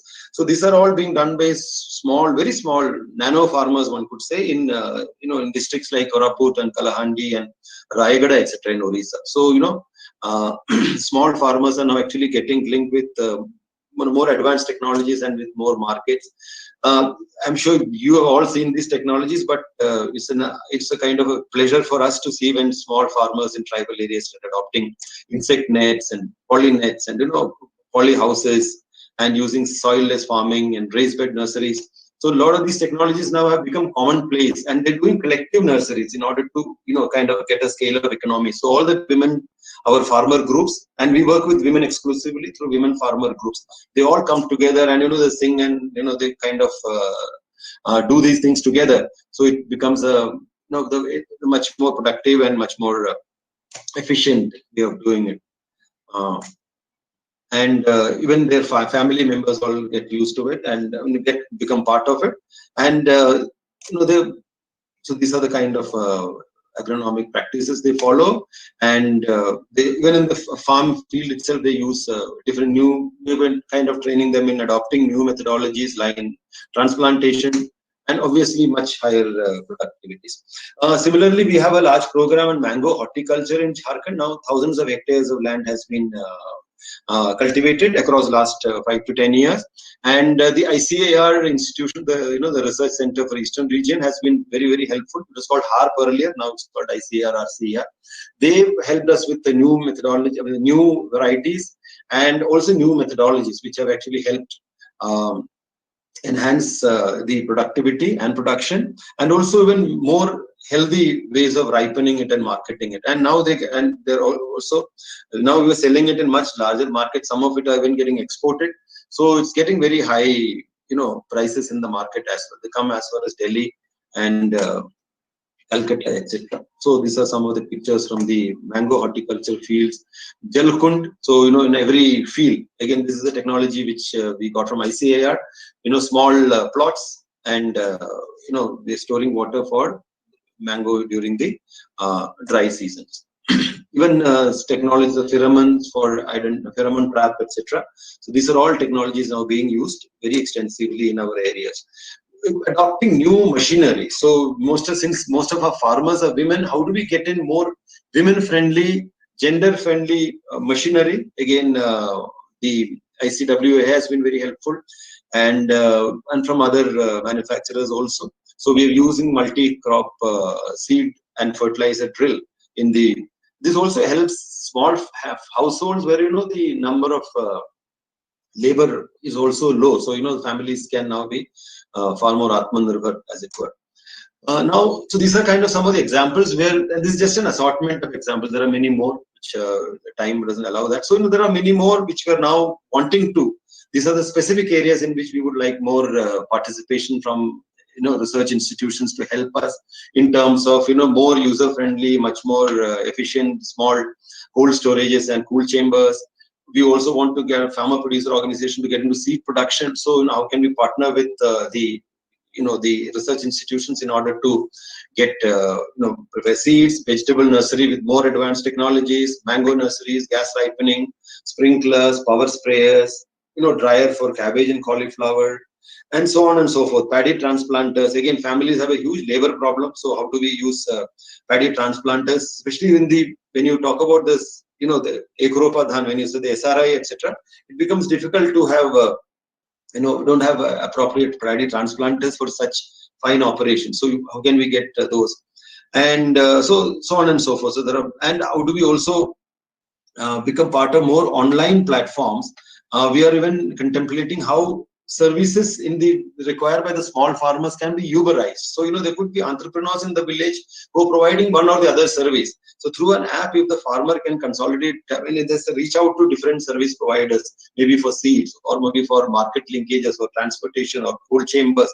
So different entrepreneurs could actually be providing different services and be available to the farmers through the app provision. So this is another area we are interested to explore. Sorry, I got stuck. Sorry. So we are, as I said, ICR Research Complex for Eastern Region. We are regularly interacting with them. They are doing regular training for our colleagues there, and the production and productivities have multiplied many folds in these regions. Similarly, in small animal rearing, goat and poultry, the community Pashu Sakhis and Krishi Sakhis, etc., have been trained in very large numbers, who are now on their own, on entrepreneurial mode, providing support services for the animal rearers. Another big activity we are involved in is Tasar sericulture, where about 15 to 20 years we have worked, and our field colleagues who are kind of experts in Tasar have collaborated with the Central Silk Board and have innovated a very large number of technologies. One could actually from seed to fabric, all areas we have innovated, and it's become a big success now. Farmers are getting very high income from per hectare of plantations, whereas they used to get 4,000 to 5,000 once upon a time, let's say 15, 20 years back. Now they're getting an assured 60,000 to 75,000 per year. So these plantations are all on private land. So there are unused assets lying waste. These are all wastelands in the eastern region, which have been used by farmers now to take up Tasar plantations. Now the village entrepreneurs are setting up seed production plants and on an entrepreneurial basis. So they're selling large number, so about 2 million units of eggs have been produced and distributed and actually sold to the Tasar rearers. So these are all done by, this infrastructure has been created with the help from Ministry of Rural Development under the MKSP and Rural Livelihoods Mission programs. But then now they have been handed over to the village entrepreneurs who are doing this. So similarly, private grainages, these young boys and girls from the tribal villages, they are set up their own seed production units, and they are able to scientifically examine these seeds for pebrine, that's a virus, and identify disease-free layings, and so they have been trained in high technology. So this is actually DFL, one of our grainage entrepreneurs. She's this is the clean eggs that she has produced, and these are actually almost hatching. So the high quality eggs and indoor hatching of Tasar eggs are actually contributed to much better productivity in Tasar. This is a Tasar plantation on a private land, and you can see the early Tasar worm in the first 2 or 3 instars are reared in a in a nylon net. So that basically keeps away the predators and the early mortality. So this all simple technology we evolved along with the Central Silk Board. Similarly, the routine farmer, she has been trained in many different ways of better practices, and you can see the quality of worms. Similarly, drying, storing, and about 125 million in the last commercial season, that is the November to January season, about 1.25 crore cocoons are produced. From there, we have gone to onward processing of Tasar into Tasar yarn making, and there are more stages. We have gone into fabric making. I'm not showing all that. So Pradhan's, just last 2 slides, Dr. Datta. So Pradhan's overall objective is primarily not just technology centric, but actually livelihoods for the poor people. So how do small farmers who are currently migrating, and we know the story of the migrant community in this country now, we discovered it the hard way, but how do we make farming more aspirational? How do we make villages more aspirational? How do we make small farmers prosperous? That is our primary objective, and around which we want to work with these small farmers. So these are the various ways in which we have to bring in technology, the use of technologies for a better life. So, and we also working with women farmers, again, because the majority of the farming community today is actually women because of the migration. So when we innovate, we have to work with the woman farmer, the woman small farmer in our mind. So that is our our observation, and we got a large number of partnerships. As you said, this is ACIAR is the Australian Centre for International Agriculture Research. We have some collaborative research with ACIAR, with ICAR. Many and about more than 20 KVKs are close partners with us, and I said the Eastern Region Center and many other, the Livestock Research Institute and many others are there, and many state agriculture universities, Pantnagar and Kalyani, and all are working very closely with us. We work with these institutions from both the lab to land perspective and land to lab perspective, and I think both are important because farmers are also trying to innovate. They're also thinking, and they're also kind of very active, some of them. So how do we take those ideas from them, or how do we have very close interactions with those farmers and take those ideas back to the lab? So this is kind of the real technology, the real creativity is when there is a co-creation between the farmer and the scientist. Like in the SRI is a purely 100% farmer innovated technology. Now it has gone viral, it's been adopted at different parts of the world because we work with the institutions in order to create evidence and talk about it. Tasar, the case which I just told you, we have worked very closely with scientists in the Central Silk Board. LAC, we worked with the the LAC Research Institute in Ranchi. So we are working very closely, and we are constantly looking at opportunities at the pre-production, production, and post-production stages in order to innovate and how do we improvise. We just signed a tripartite MOU. I don't know if you can see that last line.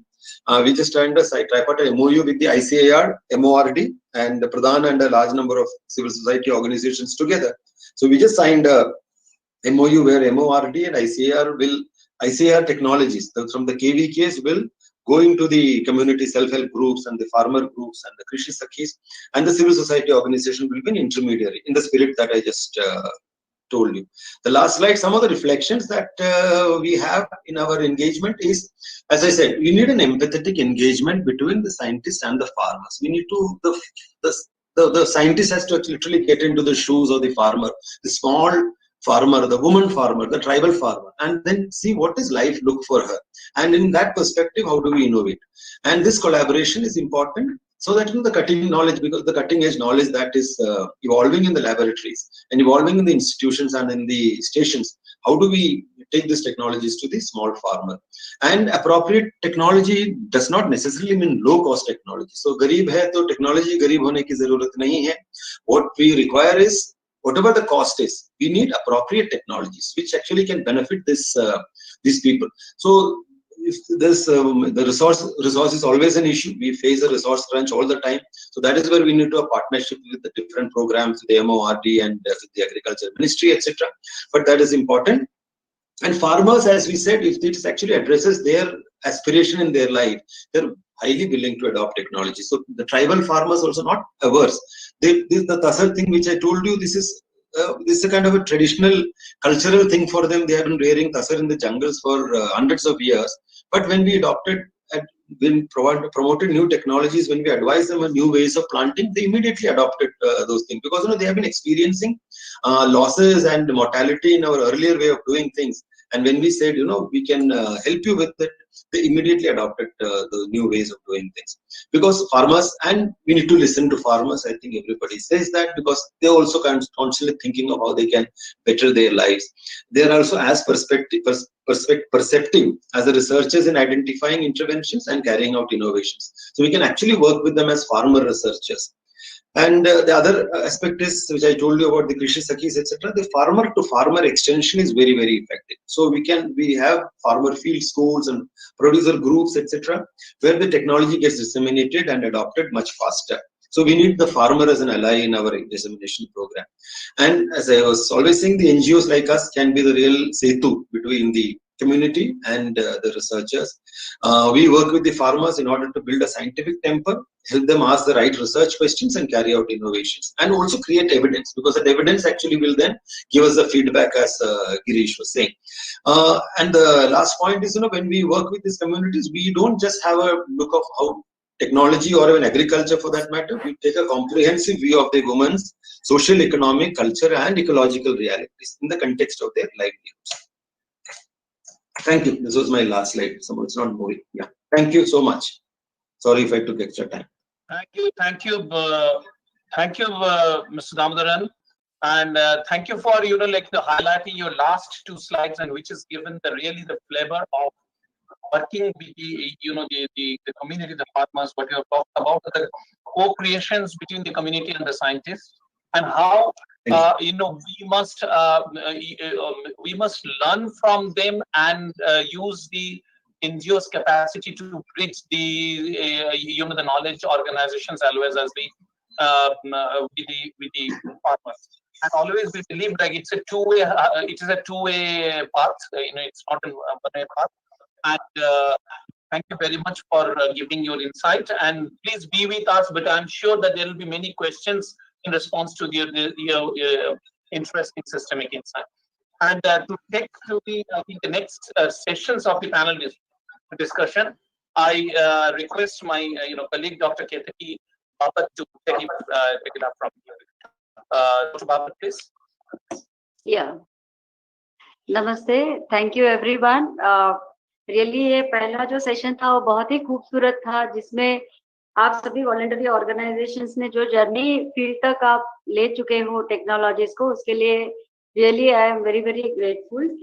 And the way Dr. Damodaran has expressed that with passion, with government initiative support and empathetic engagement with the field level communities or the local levels, with the scientific temper, आप ये सब कुछ नए technology और नया आयाम आपने दिया है. So उसके लिए मैं सभी वॉलंटरी ऑर्गेनाइजेशंस के जो करते धरते हैं उनके लिए मैं मेरा ग्रेटिट्यूड दर्ज करना चाहती हूँ. It is a tremendously commendable work, क्योंकि बहुत डिफिकल्ट है फील्ड लेवल तक यहाँ पे पहुंचना और सबका विश्वास पाना. So before we start with this panel discussion, my request to all the panelist is to maintain the time, and instead of, because we are running behind the schedule for at least 15 minutes, because everything is so interesting, it is very difficult to cut your efforts and all, and I don't want to do the barbaric activity.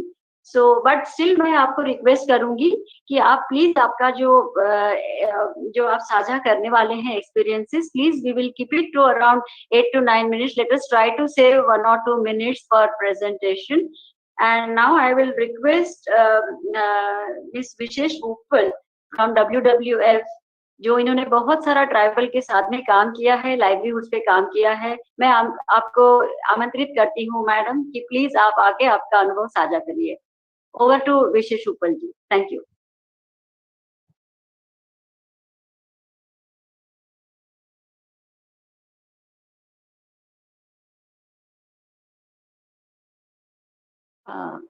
Yeah, Dr. Uppal. हाँ जी, this is Vishesh. Yeah. Hello. Yeah. Yes. Thank you. Please share the presentation. Time भी कम है तो मैं बस बोलूंगी, सिर्फ 2 चीजें शेयर करूंगी, बाद में वो मैं आप लोग से शेयर कर लूंगी. सो बेसिकली गुड आफ्टरनून, नमस्ते आप सबसे. थैंक यू ये अपॉर्चुनिटी देने के लिए कि मैं यहाँ पे आप सबके साथ जुड़ सकूं. अगर मैं मिस्टर दामोदरन को एको करूंगी तो मैं भी एक बिल्कुल ले पर्सन हूँ. इतने सारे एक्सपर्ट्स, एस्टीम्ड एक्सपर्ट्स के सामने मुझे एक्चुअली कुछ बोलना नहीं चाहिए, क्योंकि मेरे पास कोई एक्सपर्टीज नहीं है. मैं यहाँ इस मंच पे यही शेयर करना चाहूंगी कि जो हमारा काम है, जो हम रूरल रिमोट विलेजेस, जो बिल्कुल protected areas, national park, sanctuaries या हाई बायोडाइवर्सिटी एरियाज में रहते हैं, जो बहुत छोटे मार्जिनल फार्मर्स हैं या कभी कभी शेयर क्रॉपर्स भी हैं, खुद लैंड भी नहीं है, उनके साथ जो हमारा काम है, जो एक्सपीरियंस है, उसको देख के हम क्या सुझाव दे सकते हैं और क्या आगे हो सकता है. I think mister Damodaran, mister Sohani और स्वामी जी ने बहुत अच्छी तरह से शेयर किया है कि किस तरह से काम हो रहा है, कौन सी टेक्नोलॉजीज चल रही हैं, क्या फार्मर्स कर रहे हैं. सो मैं वो डिटेल्स में नहीं जाऊंगी. बेसिकली द चैलेंज इज कि फार्मर्स को क्या इनोवेटिव टेक्नोलॉजीज हम दे जो उनके डाइवर्स और कॉम्प्लेक्स रेंज ऑफ नीड्स को का ख्याल रख सके, जिससे उनकी फार्म प्रोडक्टिविटी तो बढ़े ही, वो तो सबका ही फोकस होता है, पर एनवायरमेंटल परफॉर्मेंस भी बढ़े. आई थिंक वो एक बहुत इंपॉर्टेंट चीज है. अगर हम सस्टेनेबल डेवलपमेंट की बात करते हैं तो सिर्फ फार्म प्रोडक्टिविटी नहीं देखनी है, एनवायरमेंटल परफॉर्मेंस भी देखना है, और which also helps them to have a better response to climate change. So ये सारी जो तीनों चीजें हैं ये जरा ध्यान में रख के ही हमको आगे बढ़ना है.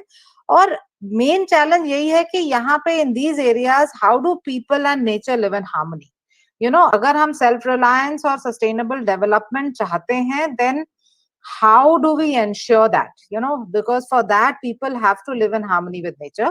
And as secretary sir also said that, you know, sustainable knowledge ecosystems हमें develop करना है. जब तक हम वो उसमें सशक्त नहीं होंगे, how do we adopt a sustainable development pathway? So basically if you're looking at this and our experience, so some of, you know, every site, it might be a mountain area, it might be a rain shadow area, it might be excessive rain area, less, you know, there are so many diverse sites. I mean, you know, so in all of these, what are the site specific viable technologies? You know, difficult terrains. And I'm not saying कि बहुत काम नहीं हो रहा है, बहुत काम हो रहा है, बहुत जगह काम हो रहा है, but some of the aspects where I feel we need to focus more, जो मैं highlight करना चाहती हूँ. One is on the varietal in situ seed production, because often, you know, farmers have to procure seeds, or even if they keep seeds, they don't really know how to kind of, you know, find out the healthy seeds, you know, promising seed material through screening techniques. So something like this, maybe I'm not saying it's not done, it is done, but still that is something which we can focus on and ensure that, you know, that is done in a much better way. Soil nutrient enrichment, you know, locally properly treated bioresource materials, you know, applications kis tarah se honge. We have so many soil health cards now, but is that soil health card being used to actually give the farmer the right information and technology he needs? I think that is something which we need to look at. You know, similarly, I think soil moisture also has been spoken about. How to do this better? You know, you have to enhance soil moisture. You know, crop residue incorporation karna hai. Abhi this whole stubble farming, stubble burning is a big issue. How do we do it better? You know, how is that farmer incentivized to do it? वो भी एक बहुत बड़ी चीज है. Again, bio inputs for managing pests and insects, you know, precise and timely information. There are lots of apps, you know, which are giving a lot of information, agriculture, climate, all that. But at a local level pe, you know, a site specific information, maybe KVKs, you know, are doing it, they need to do more. What is the right harvest time to reduce risk in crop production and yield? You know, I think Swamiji from Ramakrishna Mission ने बहुत अच्छे से बोला था कि right knowledge and training is crucial. I think that is something which we need to focus on. Less labor intensive work. You know, अब like migration हो रही है, लोग भी कम है, no one wants to do labor. You know, less labor intensive क्या हो सकता है, वो एक चीज पे भी बहुत फोकस है. I think Mr. Sohani also said कि एक different delivery mode होना चाहिए. You know, so this to reach out to these small marginal areas, क्या जो मोड ऑफ डिलीवरी है वो किस तरह से अलग तरीके के हो सकते हैं, किस तरफ से वो मोर एक्सेप्टेबल है फार्मर्स को. And the biggest challenge is maintaining diversity in farms में हमको डाइवर्सिटी मेंटेन करना है, for not just for, you know, better yield, but also for pollinators, for pest management, you know, and to ensure that there's climate resilient crops also which can absorb shocks. So, you know, this all of the aspects, जो self reliance का aspect है, उसके लिए diversity maintain करना बहुत important है. In fact, जो recent Living Planet report निकली है, उसमें बहुत clearly बोला गया है कि 600 seed plant species globally have become extinct, or they are extinct in the wild. You know, and seed plant extinctions जो बोला जा रहा है कि 500 times faster than pre-industrial time. You know, so I mean ये सारी चीजें हमको ध्यान में रखनी है, because right now हमें शायद at a local level ये impact नहीं कर रहा है, but overall if this is the trend, अगर if our seed plant species are really declining very fast, you know, हम किस तरह से मैनेज करेंगे. और एक चीज है that इंडिया में almost 4,500 ethnic communities हैं, वो सबके I am sure unique traditional practices हैं related to farming, maintaining diversity, you know, how do they live in harmony. So how do we marry traditional knowledge and science? You know, I think this is very crucial because farmers are great scientists. They are very astute. वो बहुत open है ideas को, उनको बिल्कुल झट से समझ आ जाता है कि क्या practical है, क्या चलेगा, और अगर उनको वो समझ आ गया और उनको पसंद आ गया तो वो खुद adopt और adapt और you know उसको refine कर लेते हैं. पर ये जो समझ है, ये जो उनकी जो समझ है और जो साइंस है, उसको किस तरह से हम इकट्ठा ला सके so that उससे ज्यादा हमें फायदा मिल सके. You know, again, SOPs, there are lots of standard of practices, but sustainable harvesting, you know, how do you avoid loss, you know, and maintaining consistency of product. So जो भी farmers कर रहे हैं, consistency of product एक बहुत important चीज है, and how do you know, avoid loss, because loss and wastage एक और बहुत important चीज है. 1/3 of the food produced globally waste होता है, ठीक है ना. तो बेसिकली 1.3 बिलियन टन फूड हमारे यहाँ means not just India, globally we lose this food, and this waste actually contributes to climate change, you know. So ये जो वेस्ट है, ये 6% आपके ग्लोबल ग्रीन हाउस एमिशंस के लिए रिस्पॉन्सिबल है, ठीक है ना. 3 times more than the global emissions from aviation, ठीक है ना. So in fact 24% of all emissions comes from the food sector. तो ये सारा चीजें हमको थोड़ी सी अब देखनी पड़ेगी, यू नो. तो how do we also facilitate the uptake of technology and practices जो रिसोर्स एफिशिएंट है और जो सस्टेनेबल है, और जो also contribute to reducing greenhouse gas emissions. I think ये चीजें हैं जिसको बहुत अच्छे से और ध्यान से देखना चाहिए. और एक चीज मैं यहाँ बोलूंगी, मैं शायद सबसे सहमत नहीं हूँ. Sometimes uptake has its own pace. You know, we may want to go into mission modes, but that doesn't work with the farmer. Farmer has his own pace, you know. We need to respect that, and our systems have to accommodate it. So that is something which I just wanted to stress. Another aspect is that, you know, we also need to look at the fisheries sector. We are only looking at land, right? But how do we modernize our fishery through, you know, provision of modern fishing materials, infrastructure, especially to rural traditional communities, जो artisanal fisheries है. You know, हमारे पास 3,500 fishing villages है dotted all along the coast. Almost 1 million fishermen है, fisher folks हैं at a time who are fishing. You know, what is the right technology for them? Just giving them more craft, more fishing gear, maybe is not sustainable. You know, so हम किस तरह से ये manage करें, ये थोड़ा सा हमको सोचना होगा. Okay. Yeah. Just okay. Yeah. So we are also the largest producer of, you know, rice, wheat, vegetable, and all of that. And like I said, you know, there is a lot of food loss. वो देखना है. Second is that, you know, we are also a mega diverse country. हमारे पास बहुत species of wild crop relatives हैं, you know, 27 species of spices, condiments, 8 center of origin of cultivated plants हैं. How do we ensure that we remain that? You know, we don't lose it because of over efficient agriculture or over this. That is something we need to do. The last point I would like to say about crop depredation.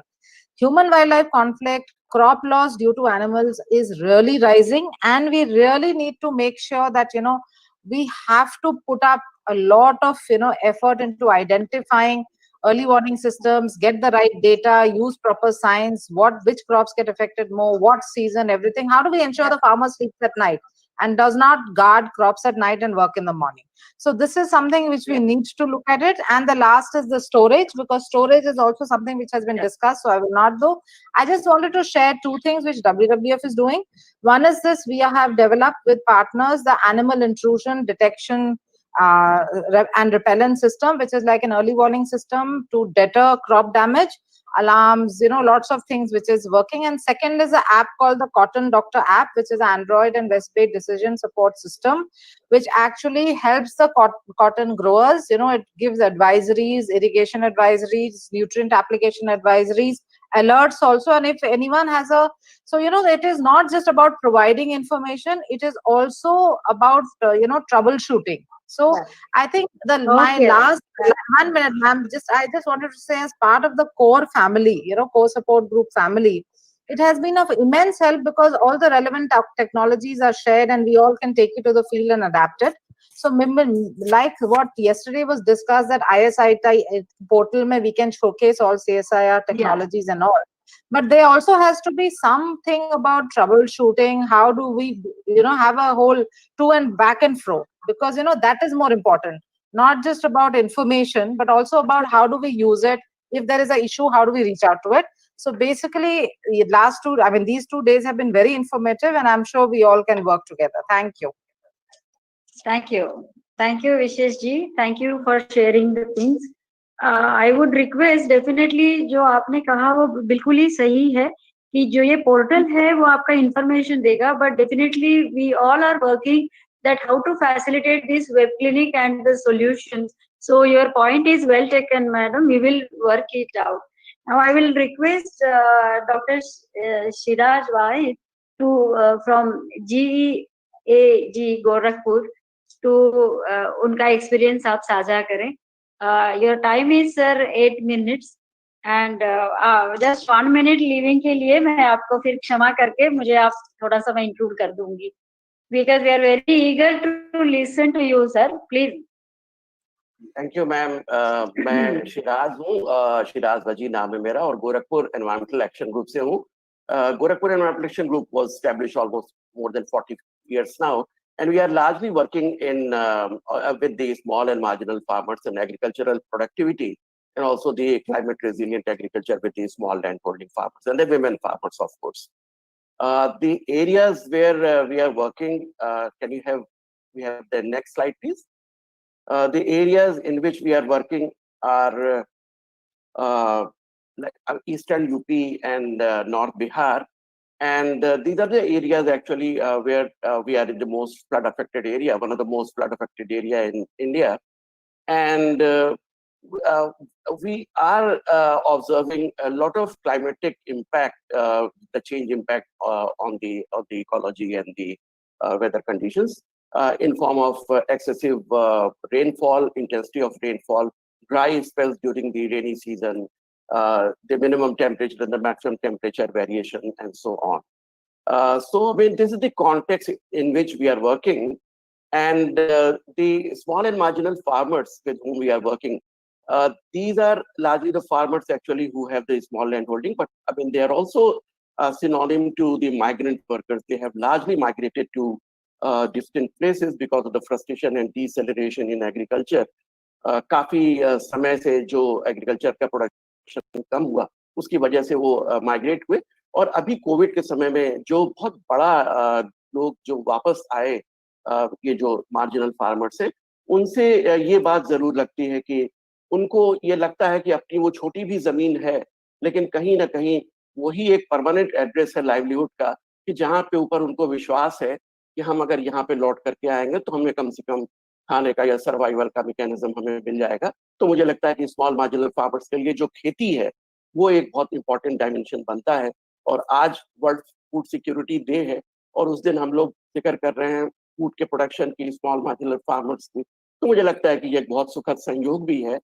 अगर हम याद करें तो गांधी जी ने भी कहा था कि अगर हम बात करते हैं और कोई मन में दुविधा है, संशय है, तो मुझे लगता है कि सबसे छोटे या सबसे इकोनॉमिकली कमजोर व्यक्ति के बारे में सोचना चाहिए. और अभी जो हम लोगों को लगता है कि जो एक बहुत बड़ी जो यूनिट एक बनती है, जो क्लास बनता है, इकोनॉमिक क्लास बनता है, वो स्मॉल लैंड होल्डिंग फार्मर्स का है, कि जिनके साथ काम करने की जरूरत है. और खासतौर से जो उनके जो चैलेंजेस हैं, उन चैलेंजेस के ऊपर देखना उनको जरूरी है. अब अगर हम इस उम्मीद को, इस होप को जिंदा रखने की कोशिश करते हैं जो स्मॉल एंड मार्जिनल फार्मर्स की अपने खेतों के ऊपर है, तो साइंस एंड टेक्नोलॉजी एक बहुत सशक्त रूट हो सकता है. और मुझे के बीच में ब्रेक करेंगे आपको. आपका स्लाइड प्रेजेंटेशन के लिए व्यूअर्स का एक रिक्वेस्ट है कि इसको स्लाइड शो मोड में चले जाएं प्लीज. इसको स्लाइड शो मोड में करेंगे, फुल व्यू आ जाएगा सबको.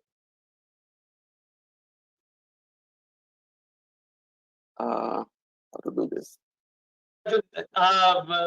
डॉक्टर वजी आपका नीचे देखिए, हाँ यहाँ राइट आ जाइए, राइट ऑन द राइट, ये सिंगल कप या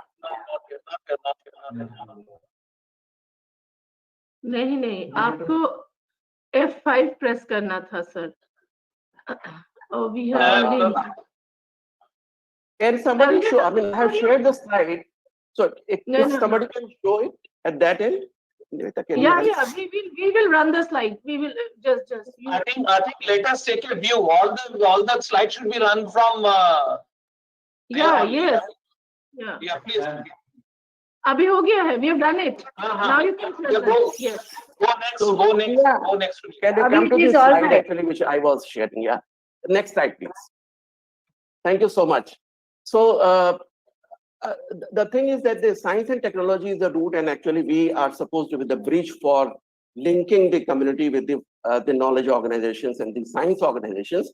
So अगर हम हिंदुस्तान में बात करते हैं आत्मनिर्भरता की, जैसा कि हमारे प्राइम मिनिस्टर साहब की चाहत है, तो मुझे लगता है कि सबसे छोटा यूनिट और सबसे इम्पोर्टेंट यूनिट जो बनता है प्रोडक्शन का, क्योंकि वो प्राइमरी प्रोडक्शन एक्टिविटी के अंदर सबसे ज्यादा इंपॉर्टेंट रोल प्ले करते हैं, तो वो स्मॉल एंड मार्जिनल फार्मर है।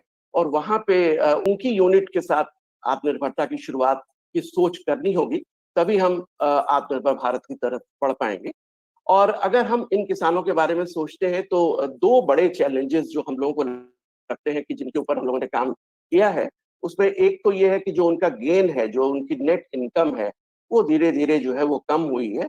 और उस पे हम क्या कर सकते हैं, डबलिंग द इनकम का जो एक अप्रोच है उसको लेकर के, या क्रॉप इंटेंसिटी किस तरीके से बढ़ा सकते हैं, जैसे हमारे पहले के भी स्पीकर्स ने बताया है, वो एक चीज है। और दूसरा ये कि हम कैसे डिजास्टर और क्लाइमेट चेंज रेजिलियंस से उनका रेजिलियंस डेवलप कर सकते हैं। और उसके बहुत सारे मेथड्स जो हम लोग इवॉल्व कर रहे हैं यहाँ पे, और जो काम हम लोग कर रहे हैं, चाहे वो डाइवर्सिटी के बारे में हो, इंटरक्रॉपिंग के बारे में हो, पेरिशेबिलिटी को कम करना हो, इकोसिस्टम के साथ जो लिंकेजेस बनाने हैं, ड्रेनेज है, वाटर होल्डिंग कैपेसिटी, तो ये बहुत सारी चीजें जो है, वेदर एडवाइजरीज है, फोरकास्ट है। और ये पूरे के पूरे तौर के ऊपर एक अप्रोच इसमें ये देखने की कोशिश की गई है कि हम सॉल्यूशन ओरिएंटेड चीजों के से शिफ्ट करके हम प्रॉब्लम सॉल्विंग के ऊपर जाएं, क्योंकि सॉल्यूशंस फिट्स फॉर ऑल वाला जो अप्रोच है वो बहुत बार नहीं काम करता, क्योंकि हर एक फार्मर की और हर एक फार्मिंग ग्रुप की सिचुएशन अलग है, और उस लिहाज से हम लोगों को आगे काम करना होगा। Next please. हम लोग जिन 3 पिलर्स के ऊपर गेन बढ़ाने की बात करते हैं इस कॉन्टेक्स्ट में, एक तो ये कि इनपुट कॉस्ट कैसे हम कम कर सकते हैं, दूसरी चीज की प्रोडक्टिविटी को कैसे इनहांस कर सकते हैं, और तीसरी चीज जो है वो कि हम लॉसेस को, जो नुकसान हो रहे हैं, उनको कैसे कम किया जा सकता है। चौथी बात आगे जो चौथा पिलर आता है बाद में, वो हार्वेस्टिंग का, पोस्ट हार्वेस्ट टेक्नोलॉजी का, और पेरिशेबिलिटी और मार्केटिंग का है। और इस पूरे प्रोसेस में, जैसे कि पहले भी दामोदरन साहब ने भी कहा था, विशेष जी ने भी कहा, कि हमारी जो लोकल नॉलेज है और साइंस एंड टेक्नोलॉजी है, उसकी जो सिनर्जी है वो बहुत जरूरी है अगर हम क्लाइमेट रेजिलियंट बनाने की कोशिश करते हैं। Next please. अगर हम बात करते हैं तीनों जो डायमेंशन से, तीनों जो पिलर्स हैं, तो पहला पिलर है इनपुट कॉस्ट को कम करने का। और यहाँ पे जो हम लोगों ने कोशिश किया है वो ये कि बायो मैन्योर्स या bio pesticide, bio repellents local material के साथ में किस तरीके से हम बना सकते हैं। और महिला किसानों ने बहुत अच्छा काम उस बारे में किया है कि उन्होंने इन चीजों को किया है। पर जो चैलेंजेस आते हैं, जहाँ पे हमारे साइंस ऑर्गेनाइजेशंस या नॉलेज ऑर्गेनाइजेशंस जो कोलैबोरेट करने की जो गुंजाइश दिखती है वहाँ पे, वो इसमें कि इन चीजों के अंदर ये जो बायो मैन्योर्स या बायो पेस्टिसाइड है, वो किस तरीके से और बेहतर ढंग से उनका जो साइंटिफिक ब्रांडिंग है वो किस तरीके से हो सकता है, उसके लिए जो एनालिसिस है और उसके लिए जो आवश्यकताएं हैं वो एक जरूरी चीज है। अगर समय हो तो आधे मिनट का एक वीडियो है यहाँ पे, अगर शो कर सकते हैं, नहीं तो हम आगे बढ़ जाते हैं।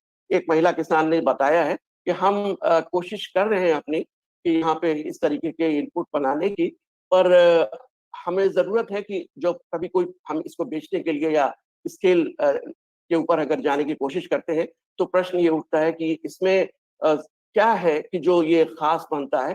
तो उस खास बनाने के लिए उस पर्टिकुलर बायोपेस्टिसाइड की साइंटिफिक एनालिसिस जरूरी है, और जो रिक्वायरमेंट है वो एक चीज जरूरी होती है कि जो कहीं ना कहीं हम लोगों को लगता है कि जहाँ पे एडिशन हो सकता है। रेजिलियंट सीड्स की बात पहले भी कही है। यहाँ पे हम लोग रेजिलियंट सीड्स की बात कहते हैं कि सीड का एक बहुत बड़ा एरिया है कि जहाँ कहीं पे भी जो हम लोगों को लगता है कि जहाँ पे काम करने की जरूरत है, जहाँ पे लोकल वेराइटीज और जो हाई यील्डिंग वेराइटीज है उनकी जो किस तरीके से सिनर्जाइज करके रेजिलियंट सीड्स को प्रोड्यूस कर सकते हैं, जो एक रेंज ऑफ स्ट्रेसेस को बियर करे। अभी का जो क्लाइमेट चेंज का इम्पैक्ट है वो हमारे फ्लड एंड अफेक्टेड एरिया में भी ड्राई स्पेल्स होते हैं। तो ऐसी चीजों में जो वेरिएशंस है क्लाइमेट के वो काफी बड़े हैं, और उस कॉन्टेक्स्ट में हमें लगता है कि रेजिलियंट सीड्स को बनाने की बात जरूरी है। उसमें स्पॉन का या टिश्यू कल्चर बनाने का या इस तरह की जो रिक्वायरमेंट्स हैं, जो ऑगमेंटेशन है, वो हम लोगों को लगता है कि एक चैलेंज है, जो जहाँ पे हमारे रिसोर्स ऑर्गेनाइजेशंस काफी कुछ इंटीग्रेट कर सकते हैं। और तीसरी जो सबसे बड़ी चीज जहाँ पे इनपुट लगता है किसान का, 3 चीजों में लगता है। एक तो इनपुट जो बायोमैन्योर या पेस्टिसाइड के फॉर्म में हो, दूसरा सीड के फॉर्म में हो, और तीसरा जो है वो इरिगेशन के लिए होता है। तो इरिगेशन में किस तरीके से सोलर या सेंसर बेस्ड इरिगेशन किस तरीके से करते हैं, और मॉनिटरिंग मैकेनिज्म मॉइस्चर कंटेंट के हिसाब से किस तरीके से हो, ताकि ओवर मॉइस्चर या ओवर फ्लडिंग जो अभी सोलर के जमाने में कुछ ज्यादा हुआ है, जिसको लोग सोलर सुनामी का भी नाम लेते हैं, तो मुझे लगता है कि वो कैसे रुक सकता है, वो भी एक चीज जरूरी है। तो एफिशिएंट इरिगेशन सिस्टम जो कॉस्ट इफेक्टिव हो, वो भी एक जरूरी है। दूसरा जो स्ट्रीम है या जो दूसरा पिलर है, sir you need to conclude in a minute. Okay, तो दूसरा जो चीज है वो प्रोडक्टिविटी एनहांस करने का है। और प्रोडक्टिविटी एनहांस करने में हम किसान के जमीन को स्ट्रेच नहीं कर सकते अभी, और पर वर्टिकल स्पेसेस जरूर बना सकते हैं। तो वहां पे मल्टी लेयर फार्मिंग या इस तरह की जो चीजें हैं वो काफी इफेक्टिव हैं, और कई लेयर के अंदर, 3 या 4 लेयर के अंदर जो फार्मिंग का प्रोसेस है वो बहुत हेल्पफुल रहा है। और उसमें किस तरीके से और इफेक्टिव मैकेनिज्म जो सपोर्ट के लिए है, जो मचान की खेती या इस तरह की जो खेती है, उसमें किस तरीके से कॉस्ट इफेक्टिव सपोर्ट मैकेनिज्म बन सकते हैं, वो भी एक चीज जरूरी है कि जहां पे हम लोगों को लगता है कि चैलेंजेस है। और तीसरा जो एस्पेक्ट है वो लॉसेस को कम करने का है, जहाँ पे डाइवर्सिटी को बढ़ाने का, या पेरिशेबिलिटी को। यहाँ पे भी एक वीडियो था जो किसान ने अपनी स्टोरेज के लिए छोटी इक्विपमेंट्स बनाए हैं, और वहां पे अगर पेरिशेबिलिटी को थोड़ा बढ़ाना है 3-4 दिन से, और कोविड के टाइम में खासतौर से हम लोगों ने देखा कि मार्केटिंग की देर हो सकती है, और वहां पे अगर हम इसका थोड़ा सा टाइम पीरियड बढ़ा सके तो वो कैसे बढ़ेगा, किस तरीके से और चीजें लग सकती है उसके अंदर, वो भी एक चीज जरूरी है। इकोसिस्टम्स के अंदर डेवलपमेंट में GIS ड्रिवन माइक्रो प्लानिंग और ड्रेनेज के लिए खासतौर से वो एक बहुत जरूरी पक्ष है, जो काम यहाँ पे हुआ है और उस पर और इंटीग्रेट करने की जरूरत है। एक्सटेंशन का जो रेजिलियंट एक्सटेंशन है, एक्सटेंशन मैकेनिज्म तो है, और अभी जैसे पहले भी दामोदरन साहब ने भी कहा था कि लैंड टू लैब भी जाने की जरूरत है, कि हम कैसे फार्मर की इंफॉर्मेशन लेकर के लैब को दे या नॉलेज इंस्टीट्यूशंस को दे, वो भी एक जरूरी है। फोरकास्ट ऑटोमेटिक वेदर स्टेशन की मदद से काफी हेल्पफुल रहा है हम लोगों का, जो ऑटोमेटिक वेदर स्टेशन है, और उसकी एक्यूरेसी काफी बड़ी है। ये जो हमारे डेटा का जो collection local automatic weather station से हुआ है। और अंतिम जो पॉइंट है वो ई-लर्निंग प्लेटफॉर्म का है, कि किस तरीके से स्केलेबल मॉडल्स बना सकते हैं हम ई-लर्निंग की। ये हम लोग वेब क्लिनिक की बात करते हैं, तो ई-लर्निंग क्लिनिक्स किस तरीके से हो सकते हैं। और the last slide actually is the main principles that the technologies which are needed has to be cost effective, has to be dependent on the local materials instead of any imported material, then the linkage to the local knowledge, and finally linked to the local ecology is also one of the issue. So finally going for vocal to local, that is something actually which is important within the short time. Thank you so much. Thank you Dr. Siraj for your valuable work sharing. मैं अभी request करूंगी doctor Yogesh Kulkarni जी को, जो विज्ञान आश्रम पुणे से हैं। So I would request Yogesh Kulkarni ji, please present your work. Please go in the slide presenter and let us hear. Your time is for 8 minutes. Dr. Yogesh Kulkarni, please. Thank you. I have not got the, okay, yeah, now I got it. Thank you very much. Thank you for giving me this opportunity.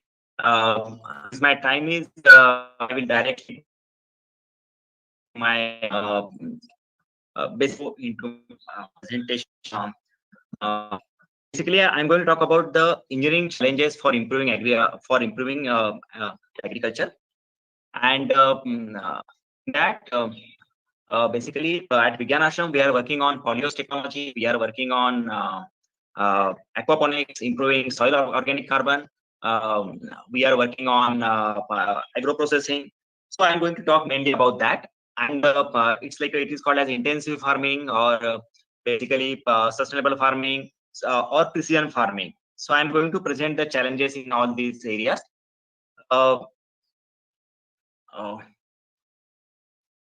Is my slides are changing? Yes, please. Hello? Yeah, you go in this presentation mode so that... Are you able to see my slides? Yes, we can see. Yes, please. Okay. You can put it on slideshow. Yeah, but the slides are changing? No, not that. Because I think my slides are not changing. Yeah, it is changing now. Yeah, now it is. Yeah, now it is. It's changing now. It's changing. Yeah. Okay. So basically, in the polyhouse, we are going for the controlled the polyhouse, where we are using the fan pad system to maintain the temperature and humidity of the polyhouse. what we found basically, the farmers are not going for the fan pad system because it requires the energy, the continuous availability of the energy, the solar energy. The difficulty what we see in the poly fan pad system is water is not getting uniformly basically distributed on the fan pad system, and therefore the farmers are making excessive use of water. We need to supply the excess water to maintain the uniform distribution of the water. What we did at Vigyan Ashram, basically we designed the supply of the water supply in such a way that the fan pads can get cooled evenly. I'm not sure whether you are able to see the slide with the different fan pad system and how they got evenly, basically the water got distributed. Now we want to standardize this system, and we are looking for support from the knowledge institutions for doing this. That is the first thing.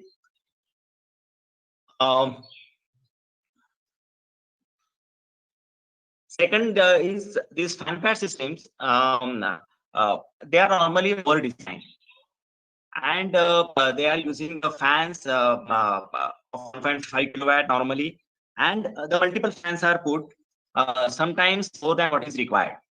So what we have done some study, and we feel the system is over designed.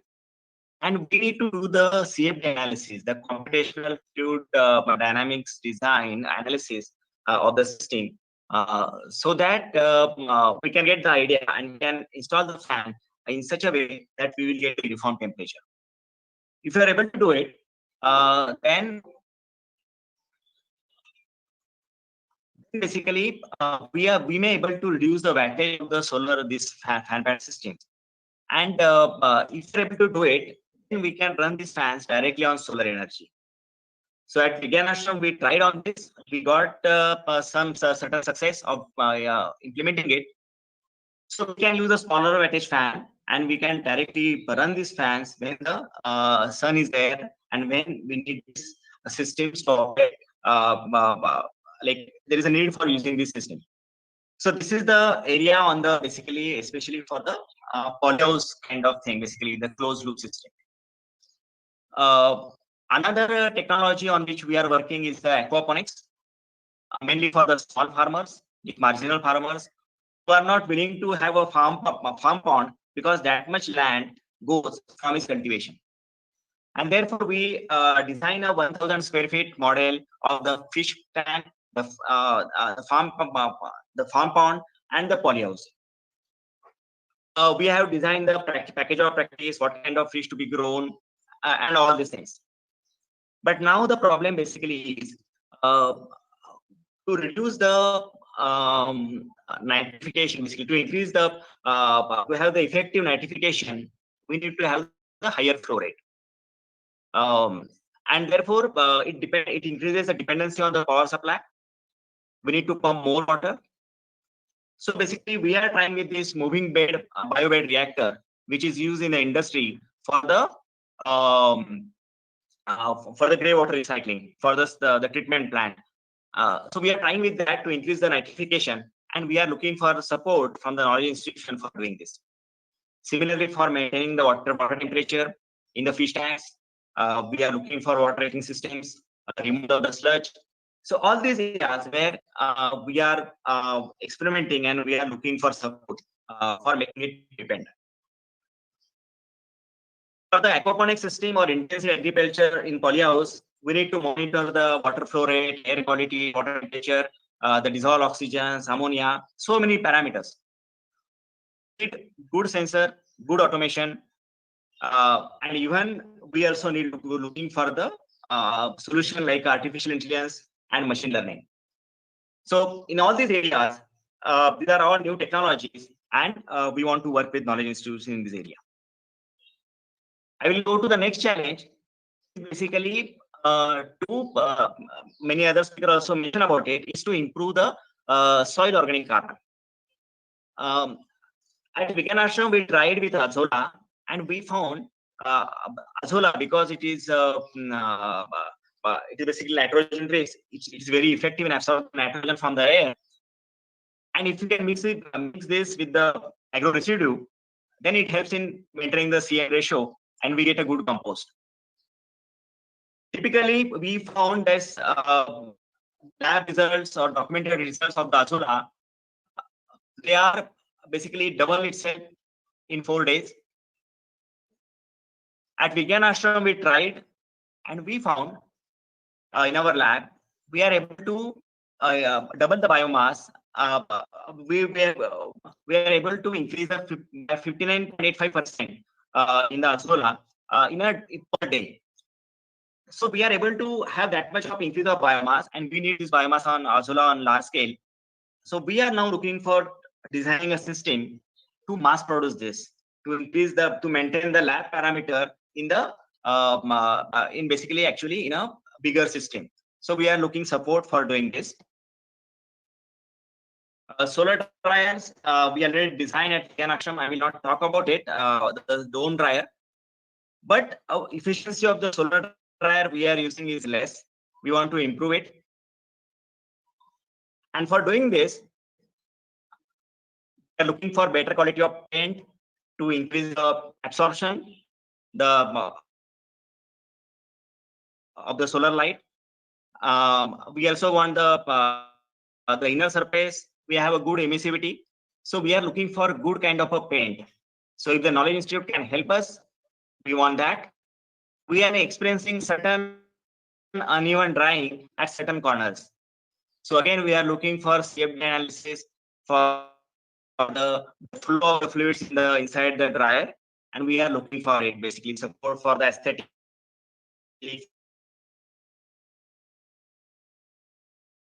for mass production and the cost reduction. So I'm going to my last point. It's basically a grey water recycling. There are bio technology basically recycle the grey water. We are now hamlets and colonies so that water can be used for kitchen. Cost of the construction is very high for these bio technologies, and therefore we are trying to design a system which can be a modular, which we can use basically for using the ready-made available tanks like IBC tanks. We can use it, and so that we can there is no cost for construction. We don't have to construct the systems. We can use the MBBR for reducing the size of the biobeds. We can have the air bubbler running directly on the solar energy.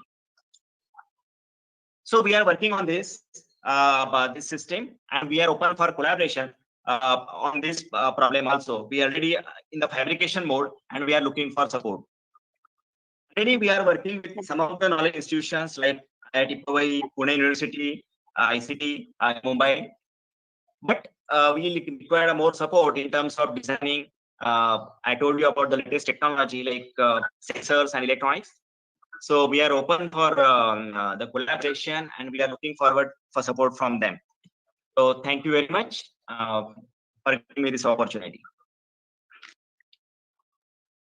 Thank you. Thank you, Dr. Yogesh, for sharing valuable experiences. Now I would like to request to share their experiences Dr. Anil Kumar from MSSRF Chennai. They have also done a very important work during the farmer community. So I would request Dr. Anil to share their experiences. Yeah, welcome, Dr. Anil, please. Welcome, Bharat ji. I'm very glad to be here in this discussion.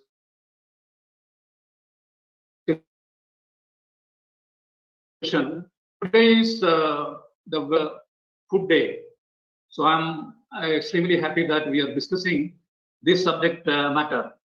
So excuse me, can I share my screen? Yeah. Please allow me to share the screen. No? Hello? Yes, please. Go ahead. So if you look at the kind of the situation in India, see our hunger index. If you see the healthcare access and quality index, we are our score is just 41.2, whereas the global average is 54.4. And if you see, some states are highly progressive states like Goa and Kerala. And one side, we have abundant diversity. If you look at our Dr. Vaishesh, she explained about how the biodiversity richness of our country. So we have that biodiversity richness, and including the wild food plants, the crop wild relatives and the traditional cultivators and so on. So one side we have the strengths, but the other side we have the issue of the malnutrition.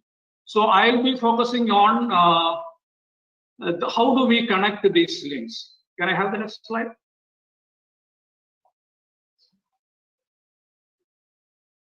Yeah. So MSSRF is a 30-year-old organization. We call ourselves as a knowledge organization. The science and technology and innovations which we practice here, we are promoting a multidisciplinary scientific team working in close collaboration with the local communities. We call it as a transdisciplinary approach. And if you look at our technology packages, we develop the technology packages at different nodes of the value chain. So these are some of our packages which I have shown here. From the production side, we are working on the rice largely. So our focus is on the biodiversity hotspot region, especially the agro-biodiversity hotspots regions of India. We are in the Western Ghats, we are in the part of the Eastern Ghats, and also we are in the Assam region. So here in Wayanad, in partnership with the local communities, we have developed a rice transplantation technology called rice ball technology. So that is available for the large scale replication. And we also have developed a small portable bioreactor for the production and multiplication of the trichoderma.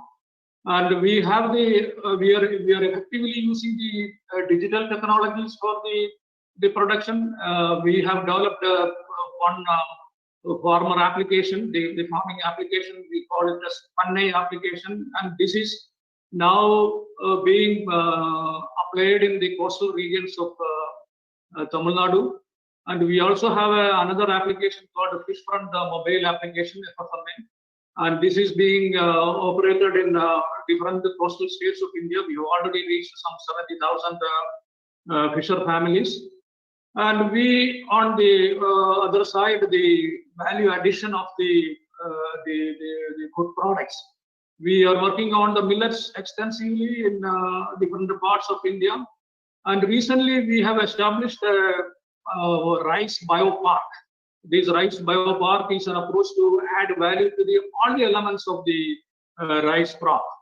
So in the DST supported work project program in Kerala, in Wayanad region, we are now looking into the development of food and beverages. Some 8 different food products we have shortlisted, and we are working on those aspects. Can I have next slide?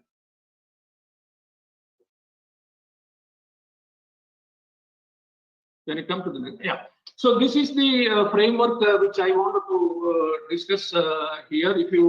Our focus is actually on both on the production side and the demand side, both on the push factors and the pull factors.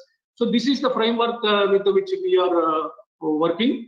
And here, if you look at the technological support to the support needed for essentially the seed improvement, because if you look at the high quality seed availability and affordability is an issue. So we focus on the seed improvement program and also the climate smart farming approaches. So the climate smart farming approaches and the value addition. And on the seed supply side, the training on the seed laws, the farmers' rights, because if you want to develop the community level seed system, the alternate seed system needs so much of support, especially on the legal side, on the right sides, and so on. So we focus there. And in case of the value addition, so our focus is on the greening the value chain, particularly making the food production system sustainable, more sustainable. So here we work on the policy side as well, on the policy advocacy side, and also on the education. So if you look at, as Swamiji said, the most important part of promotion of the agriculture and the food is actually the sustainable food promotion is actually on the nutrition literacy campaign. So this kind of the value chain development where the community is involved in the farmer producer organizations. Many farmer producer organizations MSSRF is promoting in different states. Now we are proposing a part of a community supermarkets where, in Kerala, for example, if you take the Kudumbashri mission, they have come up with the supermarket examples in one of their districts. This is where, the local community members coming together and, including the technologies they are trying to market. So this framework, if you look at, it is creating more jobs in the every node of the value chain, and it is also contributing to the different sustainable development goals. For example, if you look at, it is benefiting the consumers, especially with reference to the nutrition. It is contributing to the agro biodiversity, and it is contributing to the largely the societal benefits. Next slide, please. And our focus now, we are focusing on 7 different crop varieties, starting with the millets, the roots and tubers, the wild fruits, the wild greens, and some specialty rice varieties like the medicinal rice and the brown rice, and also the idea of biofortified foods, the functional foods. We call it as the food for specified health use. And we are trying to develop, next slide, the value chain for this food. And if you look at this is the framework with which we are trying to promote, and the conservation side, it needs a 4C approach. So first of all, we should have the conservation mechanism where, at the farm level. So we have done with those 7 different varieties in different regions, the conservation aspects, and we are trying to promote the cultivation, particularly with the buyback arrangements, and the value addition part, the commerce and the consumption part. This is where we have, in fact, we need the help. We are still trying to develop our kind of expertise there, especially with reference to the kind of the nutrition oriented research and the practices. And if you see next slide. Yeah, Dr. Anil Kumar, I'm sorry. I'm coming. I am closing it. So if you look at these, the major challenges for our the larger challenges, if you look at the zero hunger challenges globally, but coming to the local level, the one important aspect which I want to share here is mainstreaming the genetic diversity in food production. How do we mainstream the genetic diversity in food production? So we have different such kind of issues discussed here. So the farmers, the value addition and the promotion, they have come up with several suggestions and several problems. We could categorize this problem at the production level, at the processing level, and also at the promotional and the marketing level. So we should be able to discuss these aspects in a coherent way. And the most important need is the local level empowerment and the local level establishment of the mini food parks and the mini, the kind of technology parks where it's like a common facility center where people can come and use the technologies, use the knowledge. Then, if you are able to develop at every district the location specific food or other agricultural product as value added and promote the local level marketing, I think that pull factor and the push factor with the production technologies and production support, we should be able to increase the income as well as increase the farm productivity. So I really thankful to be in this particular discussion, and we should be able to come together and work together to attain the goal of doubling the farmers' income and doubling the farm productivity. Thank you. Thank you. Thank you, Dr. Anil Kumar, for a very interesting presentation. Now I will call upon Dr. B.K. Datta from EIP NIMPI to share his experiences. Dr. Datta, please. You have to present for 8 minutes, sir. Because of the paucity of the time, we are not able to conduct for longer time. Yeah, Dr. Datta, please.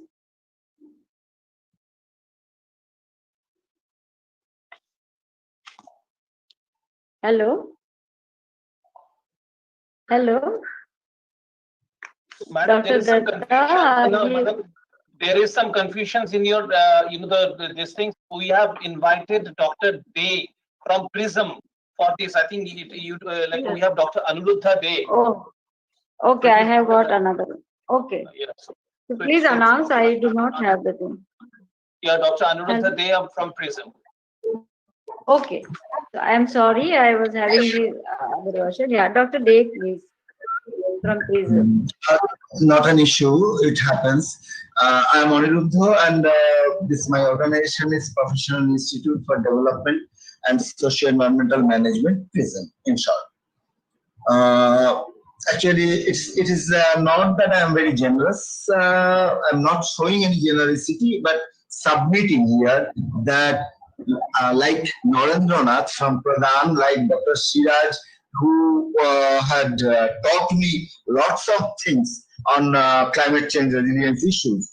So I am sharing this same platform, and I am thankful to the organizers for giving me an opportunity.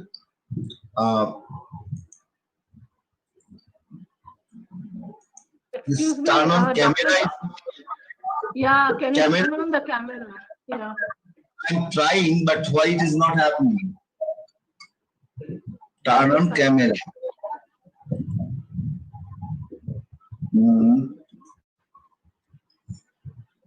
Okay, so I have very little time, so I would like to do justice. This is, I'm sharing my screen.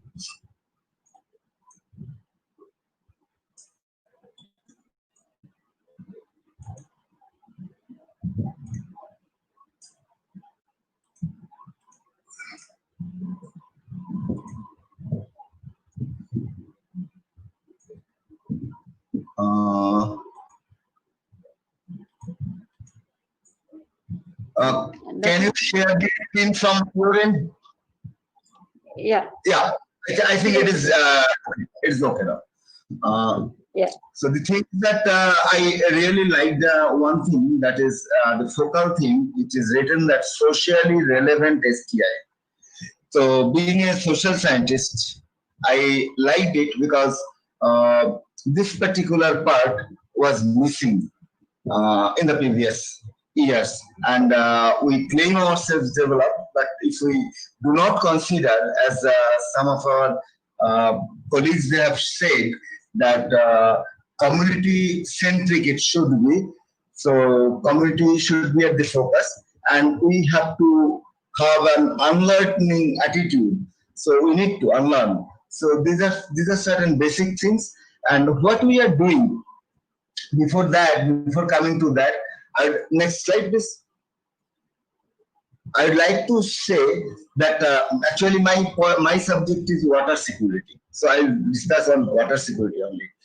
So since long actually, when I have started working, so I was trying to gather some information about the perception on water security among the people. It is in the at the village level, at the NGO level, at the higher level also. So academician and technocrats.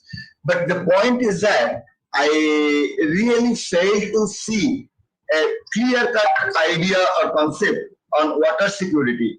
Rather, people have talked and people have been talking more on water conservation.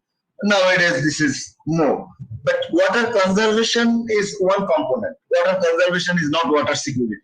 Water security, if we don't understand, then actually this water governance issues that will not come. So if we need to achieve sustainable development goals, if we then equitable allocation, protection of water resources,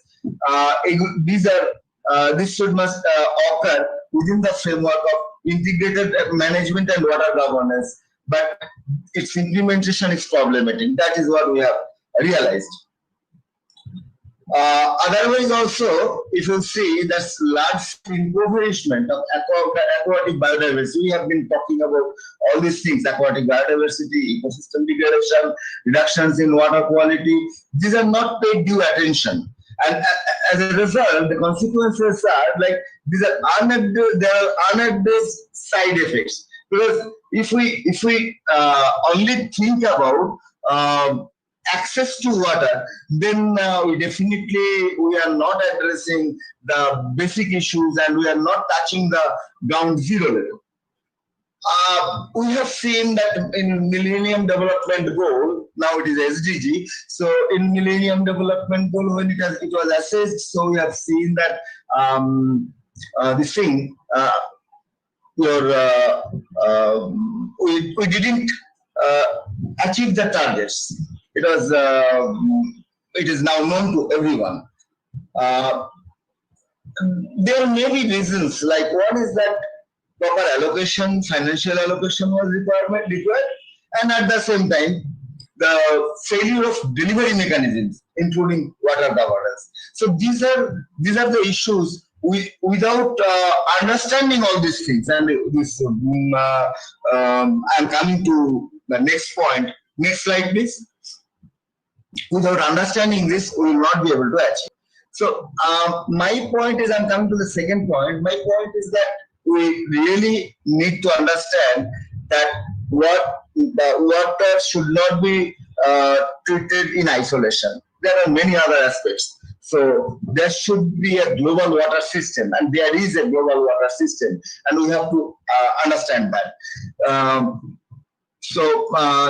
This water connects several socio-ecological, economic, and geophysical systems at multiple scales. And hence, it's important to understand the global water system, and it's essential to consider both in technical interventions and in governance frameworks. However, water security in the 21st century will require better linkage of science and policy. जो कि आज मुझे लगता है कि this is a good beginning, because we need to think of a convergence. Otherwise, it would be difficult to achieve, as well as innovative and cross-sectoral initiatives, adaptive management, and polycentric governance models that involve all stakeholders. Next.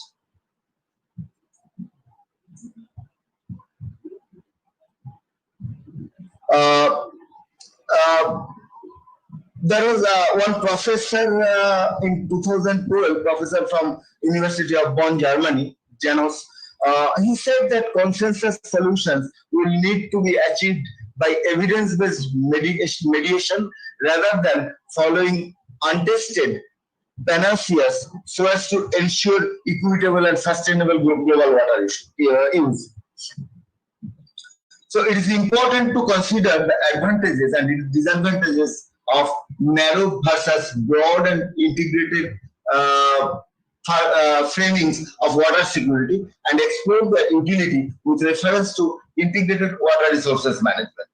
An integrated approach to water security only brings issues of good governance to the fore, and thus holds promise as a new approach to water management.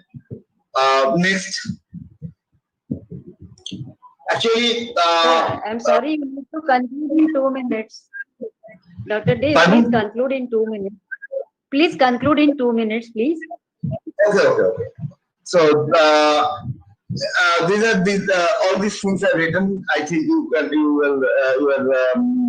getting it that for the what is water stress threshold. So all these things are there. So next point. Next. So now I would say or in PRISM, what we have been doing, we believe that social side of water scarcity means investigating politics, ethics, justice, economics, and human water and food consumption. So next, but this concept was not validated. So that is a problem. Nobody is trying to understand or working on it. So our approaches, it is since when PRISM started working to address the safe drinking water issue, we formulated the concept of safe water system. So supported by messages about safe drinking water and total sanitation. But what we see generally, safe drinking water means a product, a device which is being delivered, and people expect that they will get safe drinking water. That is how it doesn't occur. However, this is our approach, I have said. And on the other hand, PRISM believes in the definition that development is an unfolding from within.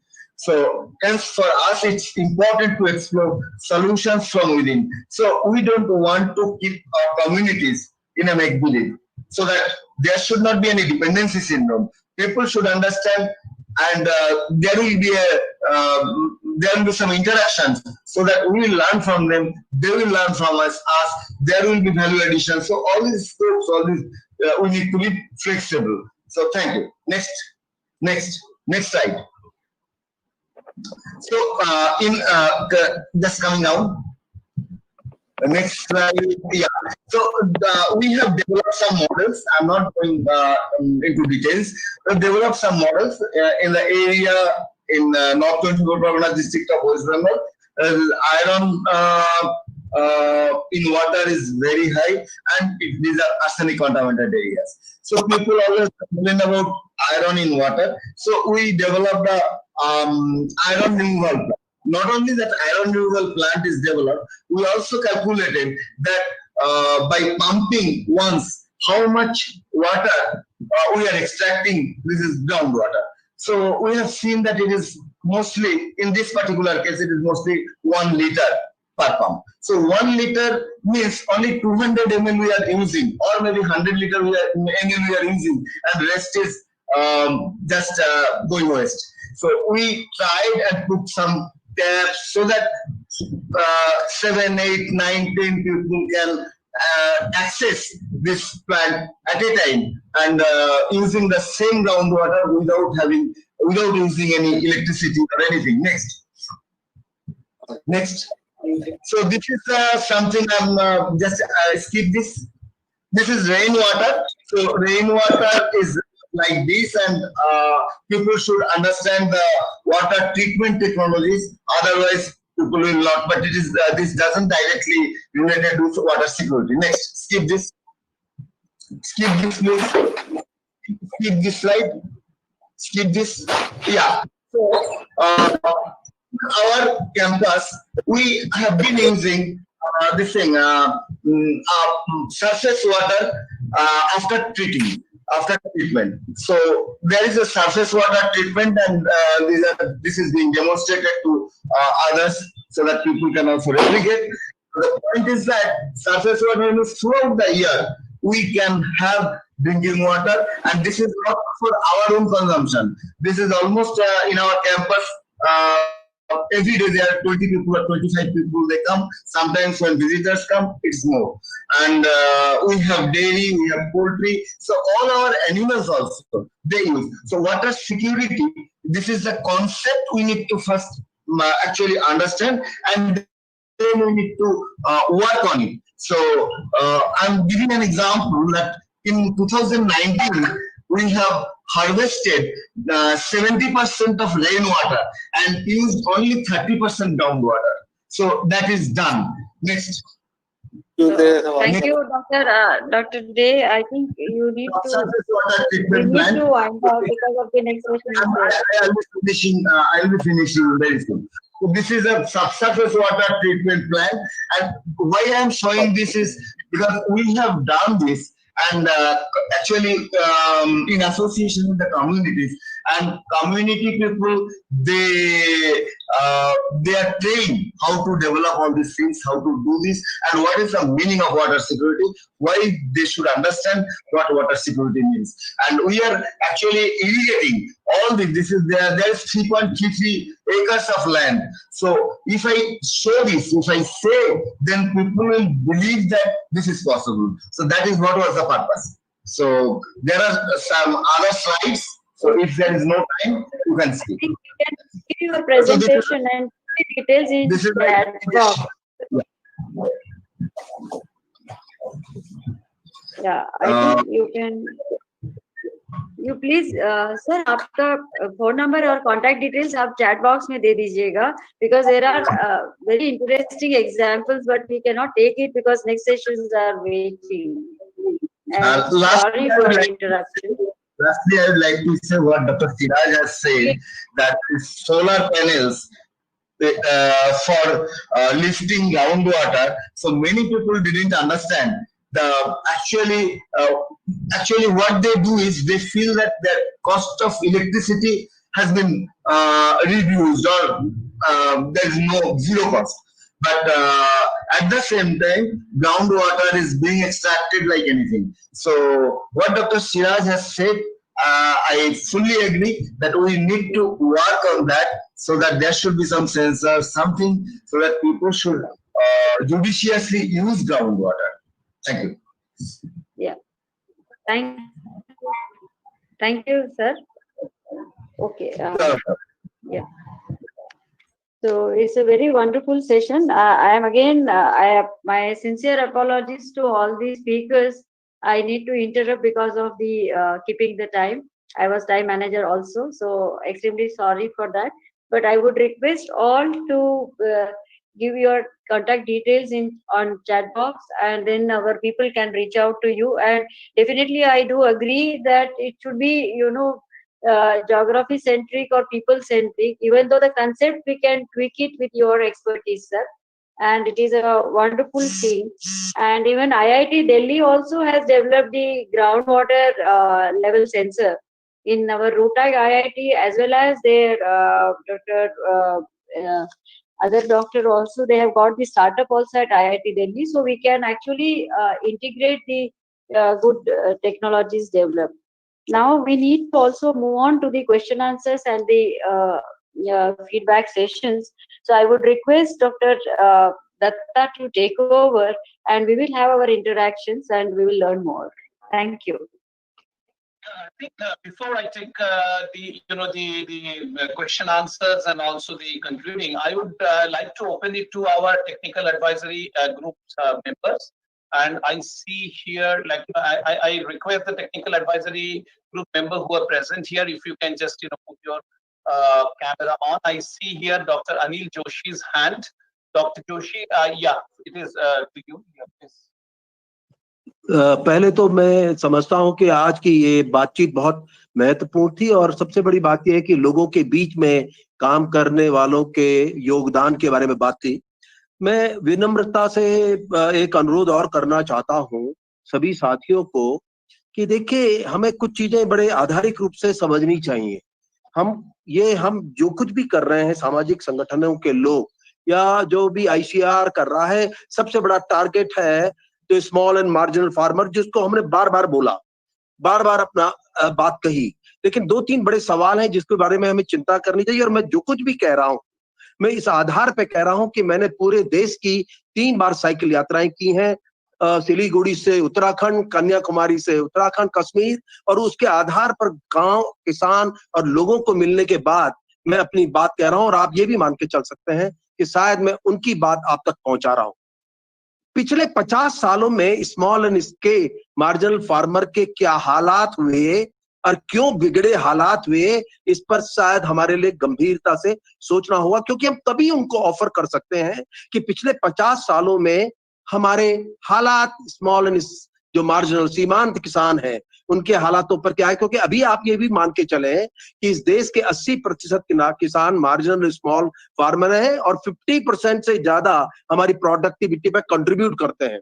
और मुझे जो मैंने सीखा और मैंने देखा, जो गांव से सीखा, बड़ी बात कि कौन सी वो 5 प्रायोरिटी है हमारी, जिनको कि हम ये मानकर चलें कि आज स्मॉल और मार्जिनल फार्मर की ये 5 मुद्दे हैं सबसे बड़े। ठीक है, हम अपने अपने स्तर पर काम कर रहे हैं, लेकिन अगर बड़ा पिक्चर देखें पूरे देश की, तो कौन से 5 सब आज जो हमने सीखा वो देखा, बीज, सीड, स्टोरेज, खाद, पानी। पिछले 20-25 सालों में किसान को स्मॉल स्केल जो फार्मर थे छोटे, उनको इन्होंने सबसे ज्यादा मारा है। बीज ने मारा, बीज अपनी व्यवस्था होती थी, वो बाजारी बीज आ चुके। दूसरी बड़ी, पानी तो कहां से पाताल पहुंच चुका, उसने उसको मारा है। और जो पैदा भी किया उसको वो स्टोर नहीं कर सकता, उसको जो स्ट्रेस सेलिंग में जाना पड़ता है, वो उसका मुद्दा है। और सबसे बड़ी बात तो यह है कि जब वो कमा भी लेता है, अरे भाई आप पूरे देश में किसानों के आंदोलनों से परिचित हैं, जिसमें बाजार एक मुद्दा था।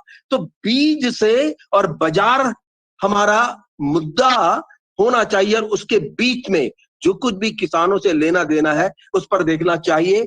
मैं इसलिए इस बात को कह रहा हूं कि शायद स्वैच्छिक संगठन गांव से जुड़े हैं, गांव के रास्ते जानते हैं, और हम उनके लिए बेहतर कनेक्ट बनेंगे अगर इंस्टीट्यूट्स को भी हमने इन्वॉल्व करना है कि हम 5-7 प्रायोरिटीज, आखिर प्राथमिकताएं क्या है किसान की। और मैं एक और राय आखिरी में देना चाहता हूं कि मैं दत्ता साहब से भी और डीएसटी से अनुरोध करूंगा कि शायद हम जो कुछ भी रास्ते अपना रहे हैं, टेक्नोलॉजी किस पे के हैं, कितनी कितनी चीजें हैं, लेकिन मुझे लगता है 5-7 टुकड़ों में अगर बांट देंगे, सीड से संदर्भित किसके पास क्या नॉलेज है, दूसरा कल्टीवेशन एंड प्रैक्टिसेस प्रोडक्शन, इससे रिलेटेड क्या जानकारियां हैं, harvesting technology, post harvesting technology, value addition, market skill, और इसी तरह अगर हम फर्टिलाइजर, इनको हर एक डिवीजन में अलग अलग बांध लें और उससे रिलेटेड जितनी टेक्नोलॉजी और नॉलेज है अगर उसमें सोर्स करें और उससे बांटने के रास्ते तैयार करें, तो मुझे लगता है हम बड़े ऑर्गेनाइज तरीके से, और टूल्स एंड मशीन जिसका बार बार जिक्र आया है, जब तक हम इन 4-5 डिवीजन एक बना के इनके टुकड़े करते हुए हम खेती बाड़ी के बारे में सोचें। और विशेष उत्पल जी ने एक बड़ी अच्छी बात कही और मैं भी उसको दोहरा दूंगा अंत में, कि विशेष जी ने जो विशेष बात कही, सस्टेनेबिलिटी ऑफ पहले स्मॉल एंड फार्मर जो था मार्जिनल, एक इंक्लूसिव फार्मिंग पे डिपेंड करता था, सब कुछ होता था और एक दूसरे की आपूर्ति करते थे। आज पहले तो हमने सारे सिस्टम तोड़ दिए, बीज तोड़ दिया, पानी तोड़ दिया, और एक एक करके सब तोड़ दिया, और अब पैकेज ऑफ टेक्नोलॉजी लेके। सच्ची बात तो यह है कि पहले अगर किसानों को वैज्ञानिक बनाना हो है तो पहले हम ही किसान बन जाए, और जब किसान बनेंगे तो मुझे लगता है ज्यादा बेहतर तरीके से समझेंगे और उनको देंगे। तो मुझे लगता है कि जोड़ तोड़ के हम जो सीड डिवीजन और जो डॉक्टर दत्ता ने और इस डिवीजन ने कमर कसी है, वो गांव से चलते हुए वैज्ञानिकों के पास आए। वैज्ञानिकों से चलते हुए जब गांव के पास जाएंगे तो दोनों का जो मिलान आपने करने को किया है ये बहुत है, लेकिन हमें कहीं ना कहीं अपने आप ही 5 प्रायोरिटी स्मॉल और मार्जिनल फार्मर की तय करनी पड़ेगी। इस अनुरोध के साथ मैं आप सबका धन्यवाद देना चाहता हूं। सबने बहुत सुंदर और बेहतर दर्जे की बात की है जिसकी आज आवश्यकता है। प्रणाम। Thank you, Dr. Joshi. Do you have any other, our technical expert groups? Anyone? I don't hear otherwise, like we are just collecting the questions what has come in on our website, and basically in what we saw today's, I don't want to talk it as a discussions, because this is also just a sample, because देश में बहुत सारे ऐसे शैक्षिक संगठन काम कर रहे हैं। हम इतने जो लिमिटेड टाइम में सभी को तो नहीं ले आ सकते। हमारे जो मेन जो इच्छा था कि जो लोग फील्ड लेवल पे काम कर रहे हैं वो कैसे देख रहे हैं कि जो हम जो गवर्नमेंट लेवल से बैठ के जो देख रहे हैं कि क्यों हम टेक्नोलॉजी से technological absorption capacity of the community जो डेवलप करना था, हम कहाँ इसमें लेकिन कहाँ प्रॉब्लम्स कहाँ है, और दूसरा जो नॉलेज इंस्टीट्यूशंस, नॉलेज ऑर्गेनाइजेशंस बहुत लोग काम कर रहे हैं, जैसे like we have seen how Pradhan is working with the knowledge organizations, but where is the gap and how we can basically how we can bridge it. Like that's the reason like we have called it Setu. So in this context, that the first thing what every day we are trying to do, that whatever the discussions has happened, we are trying to collate some type of an opportunity what we have created.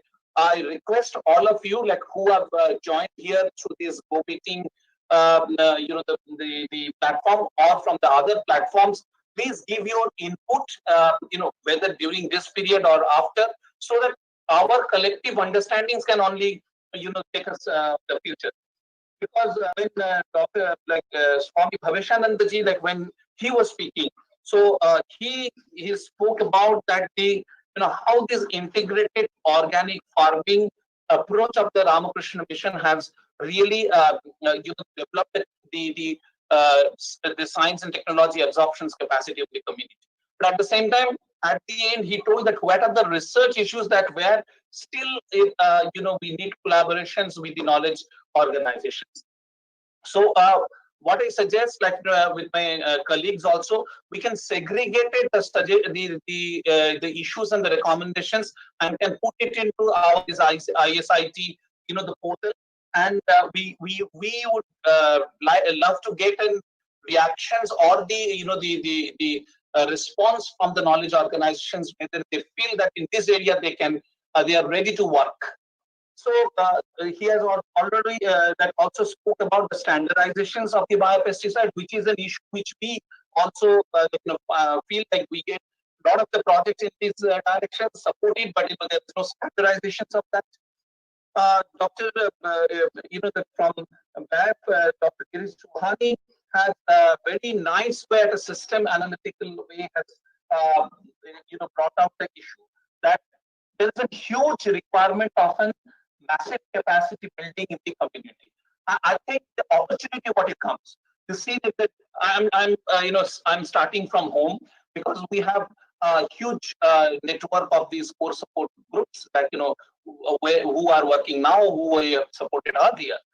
Each of you, if you can train in your areas 100 to 1,000, because yesterday secretary was telling about two things: speed and scale. The country, the way we are working 20 years before with the core support groups, we cannot work at that way. We need your proactiveness to improve the speed and the scale. And in that context, what Dr. Swami has talked about, actually massive capacity building. So this is an the opportunity which we can take it from the the seed side, and with your collaborations, probably the collaborations of these core support groups or the other NGOs, along with the knowledge organizations in those 7 areas, what Dr. Joshi was talking about, we can launch the specific focus, the capacity, massive capacity building programs. We talked about the circular rural economy. This is a very good, systemic interventions. We do not this is a requirement, but we do not have much, the understandings and the project. So this is an area where we can delve into. Setting up of a technology mart, what we are thinking about at the ISIT the portal, and through the PSA office, the gallery, probably that can be a technology mart itself. Mr. Damodar from Pradhan, as I told, that at the end, the last 2 slides, he has put the systemic requirement very clear, because they have a strong experience of not only working in the field with the traditional technology, but working with the system, with the government department. Along also at the end, he talked about he showed that how they are working with the high technology. And in that context, basically, what he told about that the there is a requirement of the co-creation between the community and the scientist. Till now, we have thought about that this not only in the context of DSC but everywhere, like the scientific knowledge to take into the community through the NGO. Probably, can we have an experiment like where we start with the community or the farmers itself, and then we involve the interested knowledge organizations. Like the opportunity, what I see in the context of this, and also in the current science, technology, innovation policy of 2020, what we are working on. I've spoken about the innovation centers to go at a local level. Can we, around our core support groups or the other NGOs who are already established, work for a local level innovation centers where we understand the innovations in the mind of the farmers and try to develop it in collaborations with the knowledge organizations. In that way, the knowledge organizations' knowledge will be aligned to the really proven that what we talk about, that the technologies field testing. Probably we can have a model of an field tested ideas upscaling with the knowledge organizations, structured, the knowledge evolution. So Dr. Vishesh's main emphasis that what was there is the most the most neglected the access of sustainable development, that is the environment and the paryabaran. So she spoke about site specific technology, varietal in situ seed productions, right knowledge and training, physical labor. But the challenge of the environmental aspects in the overall this technology development for the livelihood is this is the most unseen part. So probably we have to think about an innovative way that how we can bring that the environmental part into the mainstream. Before I go into that others, I will go through some of the questions which has come on our portal. There is a questions for Anis Muhammad of Society for Environment and Development. What is the procedure for use farm waste during vermicompost production? It requires long time to come in eatable form by the earthworms. We are using cow dung presently. So any one of our unit groups here or any experts want to take an answer to this?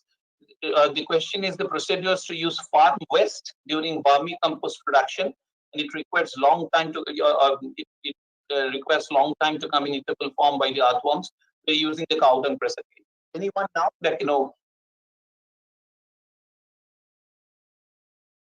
any one of the the experts from the NGO groups would like to take it, or otherwise, yes, yes, Swami Bhavishanandaji, do you want to take this? Give some input.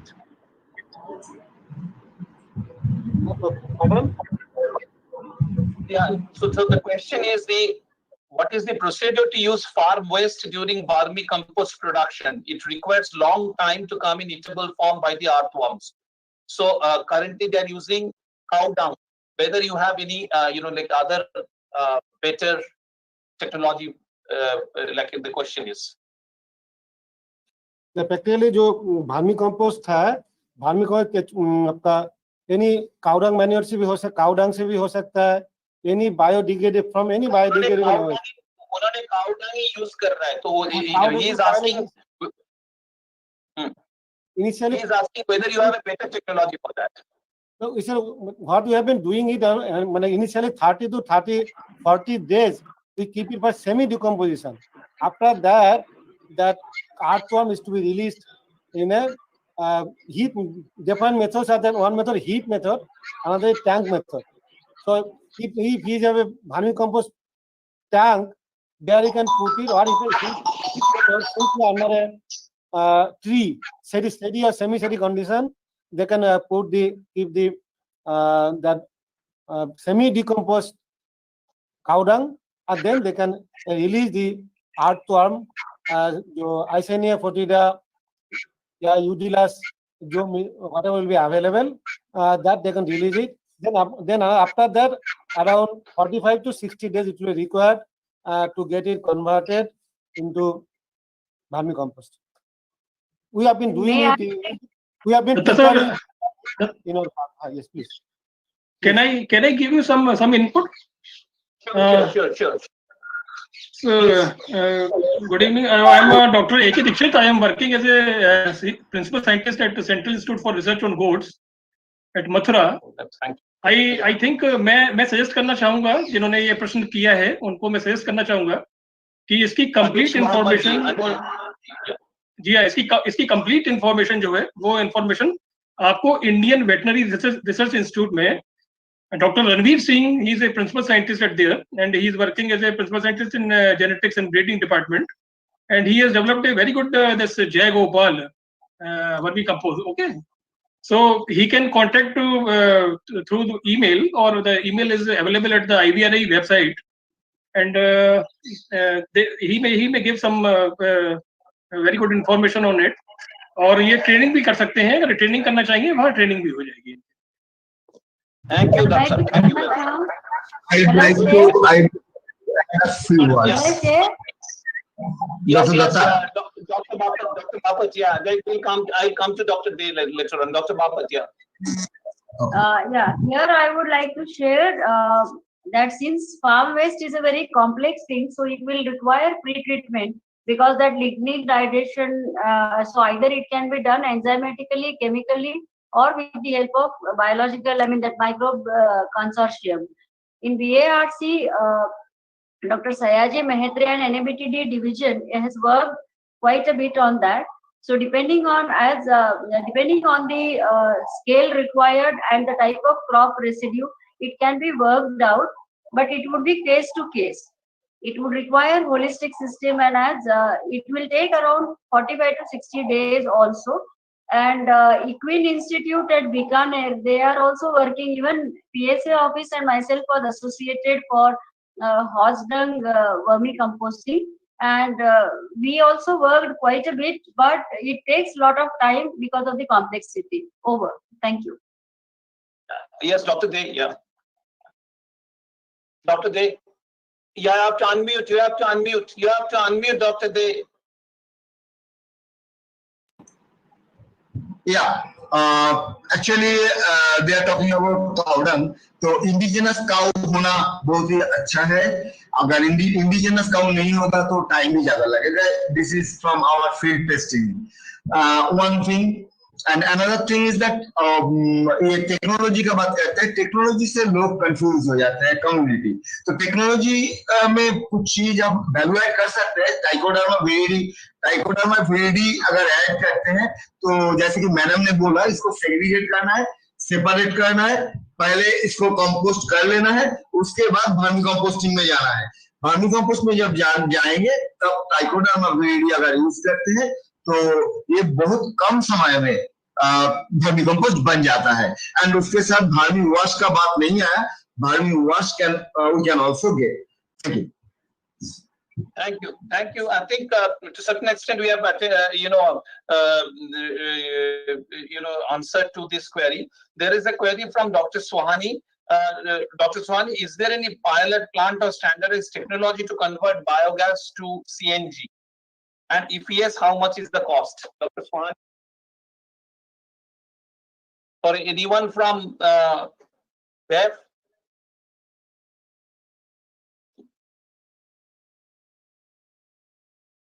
Dr. Swani, yeah, this is yeah. Yes, Dr. Kulkarni, yeah. Yeah, Yogesh ji, please, yeah. In Pune, there is a Gangotri, Mr. Santosh Gondolekar. He has worked extensively on converting biogas into CNG. And he has even he is running a petrol CNG station along with the biogas plant. So it's working from at least last 2 years. So you can contact Gangotri Energy and Environmental Private Limited. His name is Santosh Gondolekar. Could you please give this, this input into the the portal because in that way that the portal also will start doing it as the bridging mix. Yeah. Sure. Okay. I think that we do not have much of the other relevant the questions. So I think now like where we are, like because of our the Dr. Datta, if I may just add something to that. Hello. Yeah, sure. Yes, please. Yeah. Please, So doctor. Yes, Yogesh has just mentioned about Gangotri. That plant is very close to Pune at a place called Firangot, and that is functioning. They started with Napier grass as an input, but now they have shifted to paddy straw, and it is producing excellent biogas production with biomethanation, just 1 day retention time, and all that biogas is scrubbed and is being compressed to make bio-CNG. It is made available in bottled cylinders. This is number one. The other is Banaskantha Dairy in Gujarat. They have set up a very large plant which is for again producing bio-CNG. It is also operational. It is a much larger scale, and there were a number of national and international organizations involved in setting it up. Third is in Baroda town. There is a housing society developer who has in one of his complexes introduced a bio-CNG plant. So that is also functional. It is using all the waste from the society that is produced and including domestic waste, and that is being converted to again methane, and it is being compressed into bio-CNG, and that is being used for the surrounding areas, the rickshaws and all that. So I know of these three, but I'm sure there are a few others, and they are slightly different technologies and they are at different scales. So I think this is a technology which is coming of age. At different scales it is possible, and this is probably an excellent fit into the circular economy that Dr. Datta also referred to, because here we are using the residues instead of those going into waste in a system. It can get recycled to produce something which is of great value. Thank you. Okay. Thank you very much, Dr. Girishwani, for your valuable input, and thank you to Dr. Lal Singh for raising this question. There is a question for MSSRF. Dr. Anil Kumar, if you can give response to that, the details about the sustainable food park. Dr. Anil Kumar? Yeah. See, we have, our experience is with the rice biopark, which we have established in Myanmar. So, in the similar line, which we are establishing one park in Assam and also in the parts of Tamil Nadu. So where, when we say sustainability, as I explained, the sustainability dimension in all the nodes of the value chain, from the seed production to the waste management. So the technology is available in the market. So and also with the local communities.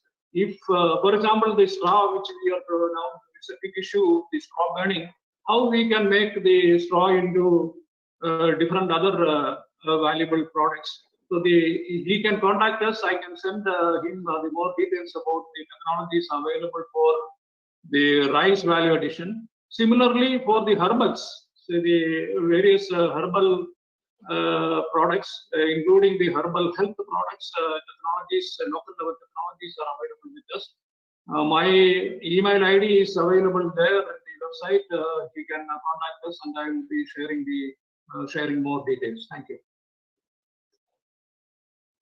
Thank you, Dr. Anil Kumar. I think this gives a cue, and I would request that if you can just send this response on our portal, that will start this system also ticking. There's an interesting point have been brought by Dr. Manavalam Ramanujam.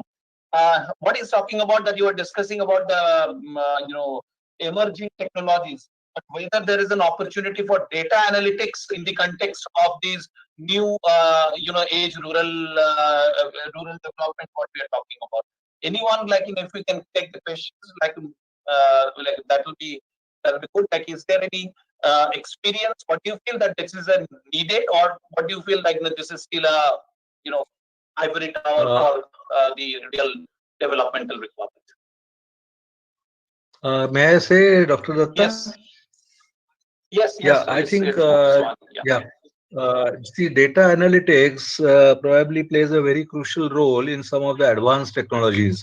Now, as somebody said before, advanced technologies, sophisticated technologies does not mean that they are not appropriate. They can be very, very appropriate to improve the lot of our farmers. So one example I would like to give you specifically is about genomics, which I referred to. Now, if you want to use genetic tools for predicting so that you can do breed improvement, for example, then you need to combine genetic information which can be obtained through genotyping. That information has to be combined with a lot of performance data of that particular type of animal in the field, and therefore you need what is called as phenomic information. So phenomic information is actual performance of the animals in the field, and genomic information you get by taking the blood of that animal and doing genotyping, so that you get the genotype information that you combine with phenotype information in order to arrive at statistical models by which you can say, okay, this is the predictive value of that genotype. So you can then use that model for applying to any other animal by taking the blood sample, and you can use that model to predict that this animal will perform in this manner. For that, you require a very large database of phenomic information, and that phenotype information is to be collected from actual field conditions in which the performance is taking place. So suppose I will give you an simple example. If you are talking of milk production, or if you are talking of disease resistance of an animal, then the information on the disease incidence and the information on the milk production of animals will have to be collected for thousands and thousands of animals of a particular breed, and then you can get the genotype information of that breed, and then you can establish statistical correlations. So this is the way a lot of data analytics application can be done in this field. I'm sure there can be a lot of scope for similar data analytics application in a few other fields too. Thank you. Yeah, and also, like, just I just want to add, like what Dr. Swani has said, like there is a big, the opportunity for the geospatial analytics here also, because you have shown that many things at the village level has a spatial aspects, like whether it is an energy, whether it's an animal development, or in general natural resource management. So there is a the opportunity for the data analytics community to work. But currently the data analytics, it gives a the impressions of that it is a white it is a only air conditioned room activity, and it supports only in the corporate sectors. But this is the challenge, that how the benefit of that can also be brought into the field.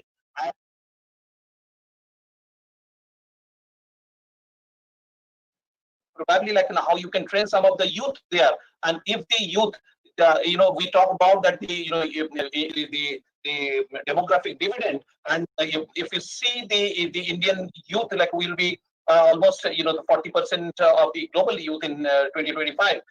The science and the technology field is coming mainly from the hinterland. So if they can really brought out the solutions to this data analytics for our requirement, I think that will be the one way of the Atmanirbhar. I think that is an opportunity what I see, and that's the experiment what we need to do. I think there is a since there is no other questions, I come back to this, the concluding remarks with the experts, whatever the discussions and the opportunity.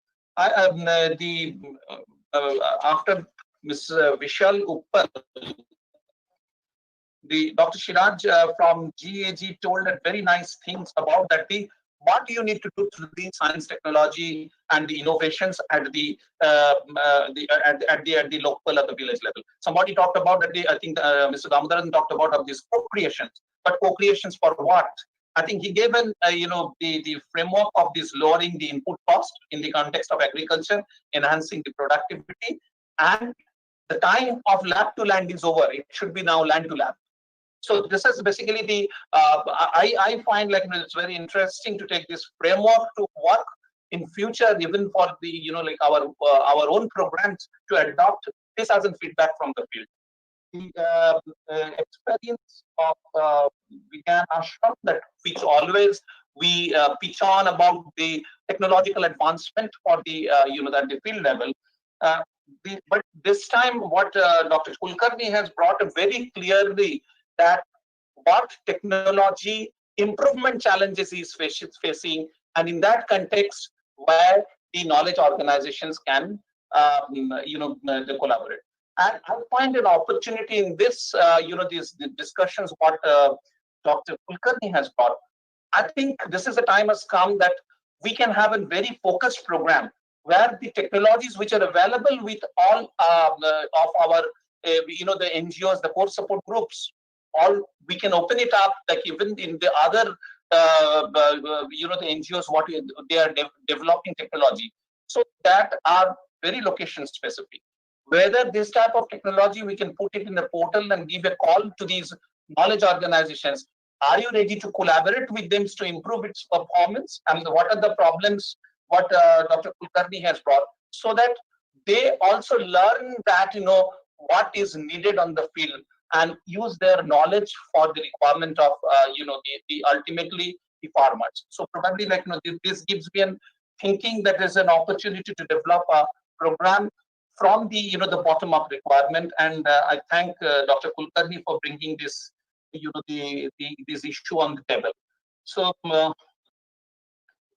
I think the last, the part that the MSSFR, the part, what it has shown that they have a very rich, the experience of the research collaborations to bring the value of the research collaborations in for the community, because it has its organic reason, because it's come out of it's a brainchild of one of the greatest scientists of India. But I think the MSSFR, I think what we are talking about, it's now in the communities, absorption capacity building, in that the massive, the capacity building, what Dr. Sohani has told. I think MSSFR, we want to see them as in one of the main, the hub of taking that massive, the capacity building programs with us. The water security levels at the local level of Dr. Anirudh today. I wanted to, I think, hear more from him about his experience from the field. But he thought that, when DST has called, it's going more to the theory of these things. But I think really what he couldn't present, because since I got exposed to his earlier, the presentations, and that's the reason we invited. He has a very good low cost, the solutions for the local water conservations, and that can be really improved, not only the technology, but the interventions of the technology with the soil and water conservation, in the point of the soil and water conservation principles by the knowledge organizations. So this is a limited, I will say this is just a very sample, in a way of looking into the experience of the NGOs, probably the SETU in our the science between the science and the society. So that we will work on in this mode for the coming another 7 weeks. This is just the one aspects of agriculture. Next week, 21st, basically we will discuss about that the post-harvest technologies. Then on in the 29th, we'll be discussing on the allied sectors. That will cover our agriculture, the allied sectors, and then subsequently about that the entrepreneurship, the micro entrepreneurship development, which is for the the MSME and the economy sectors, and the social infrastructure, and then the cross-cutting areas. We in between, we suggest you please spread these words that we are trying to do these things. We're trying to see the real what has been used to after our lab to land experience of more than this the country's lab to land experience of around more than 5 decades. Now we want to do this lab the land to lab experiment in the context of this the Atmanirbhar Bharat. Please spread the word, bring more partners, and give more ideas. And we believe that you will be using the ISIT portal, which we are trying to develop as a platform for this, the two-way interactions. I know initially it is not that easy. I think there are many what Swamiji has sent me, that there are a lot of the farmers from Jharkhand. They attended. We have to really partner with them. We have to really learn from them, and we need all of your help in how we can learn it from, learn it together for taking this, the next level of the technological advantage to the community. So with that, if you have any other comments from any one of them, please, it is now open before we close the session.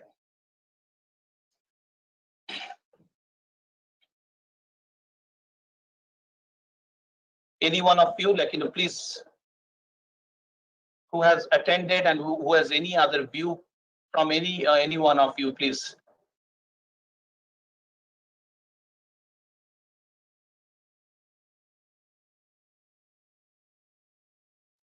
If not, then I think we can. Yes, Dr. Kar, please, yeah. Yeah, Dr. Yeah, from the director, yeah. And it was a very nice interaction. But my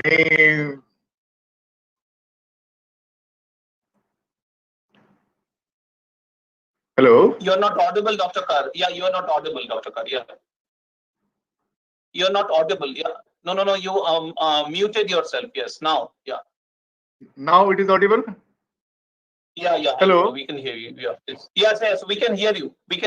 Okay. So my concern is only the systematic arrangement of the problems, because we have many solutions, but many NGOs have many technologies, many interventions.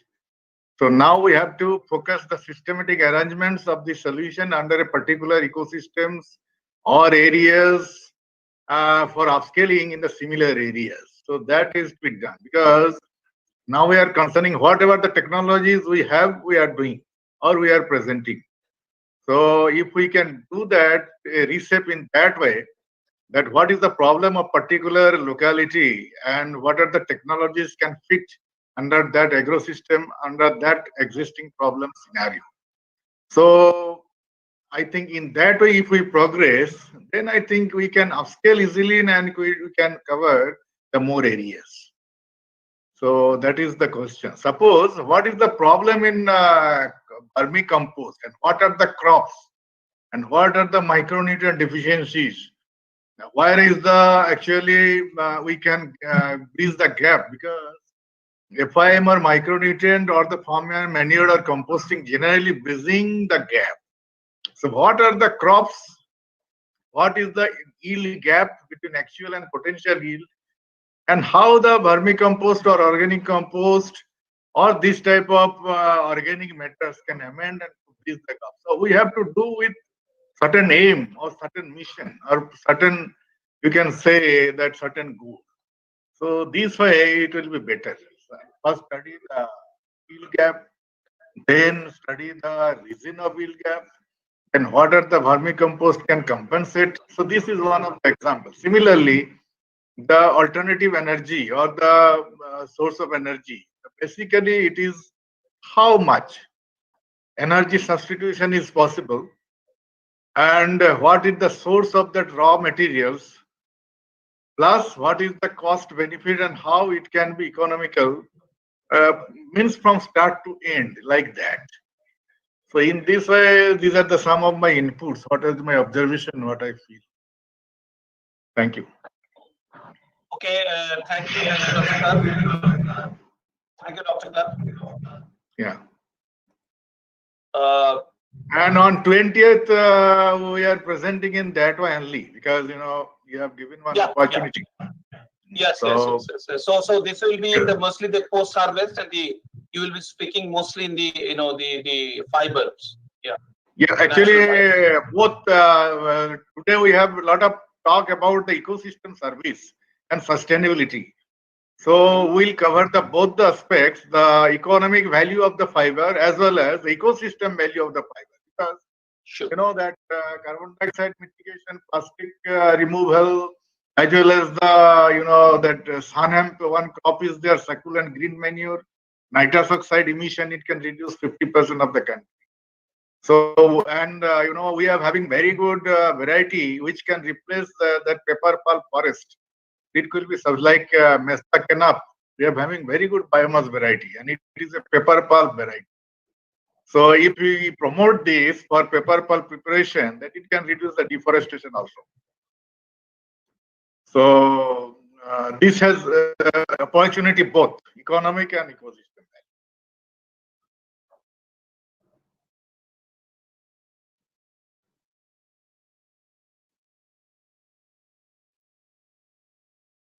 Hello. Yeah. Hello. And today we are talking about World Food Day. There are a lot of Posan Thali, malnutrition. You know, the jute leaf, it has business in the entire world. Jute leaf, because it has contains also a lot of medicinal and therapeutical values. So in that way also fiber can be promoted. So in these aspects, I think natural fiber is very pertinent now to bridge the gap between science and society. We have to reach. Plus the jute fiber-based product which can replace the plastic.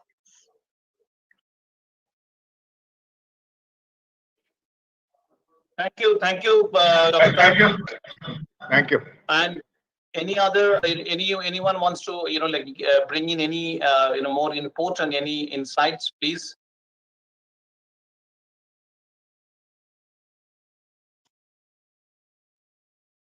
If not, hello. Yeah. Hello. Yeah. Is Dr. Maikuri? Yeah. Hello. Please.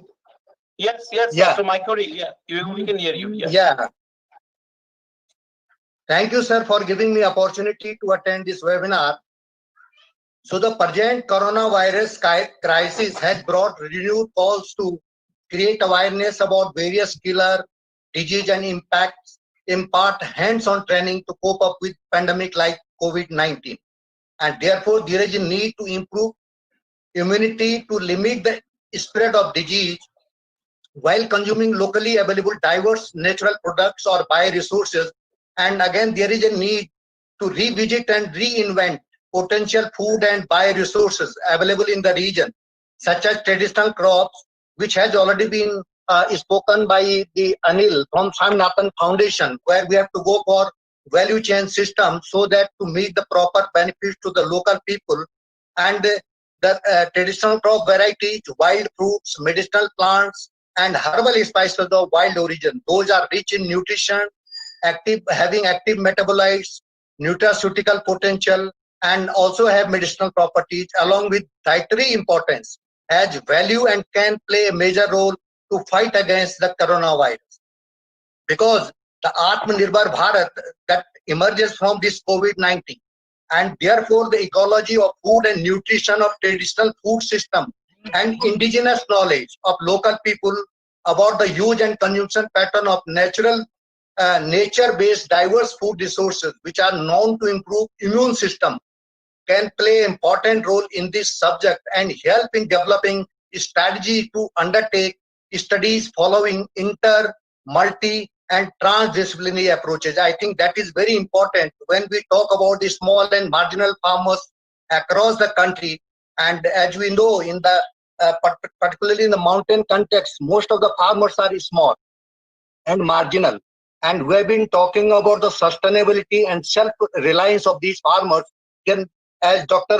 Anil Joshi, Padma Bhushan, he has clearly mentioned that we have been losing our traditional crop varieties, and we have the data set with us that over a period of time, over last 40 years, the traditional varieties from the traditional agriculture system has reduced to the large extent, and these crops are grown under adverse environmental conditions, and they are also known as climate resilient crops or grown under a very low input system. So I think that these are the area where we have to give a emphasis. Thank you. Thank you, Dr. Maikuri. I think if there is no more the comments, so we can conclude today. Thank you very much for with us and giving your field level the experience for bridging the science society the gap and the systemic gap. And thank you, sir. yeah, I thank all of you, and we hope that you will be here with us over this, the coming 7 weeks, the journey, and we will find a new ways that how we can evolve, and not only evolutions in terms of the program is important, but really how we can, make this knowledge ecosystem at the local, level development planning and the, this land to land system, how we can spend. Thank you very much. Thank you all.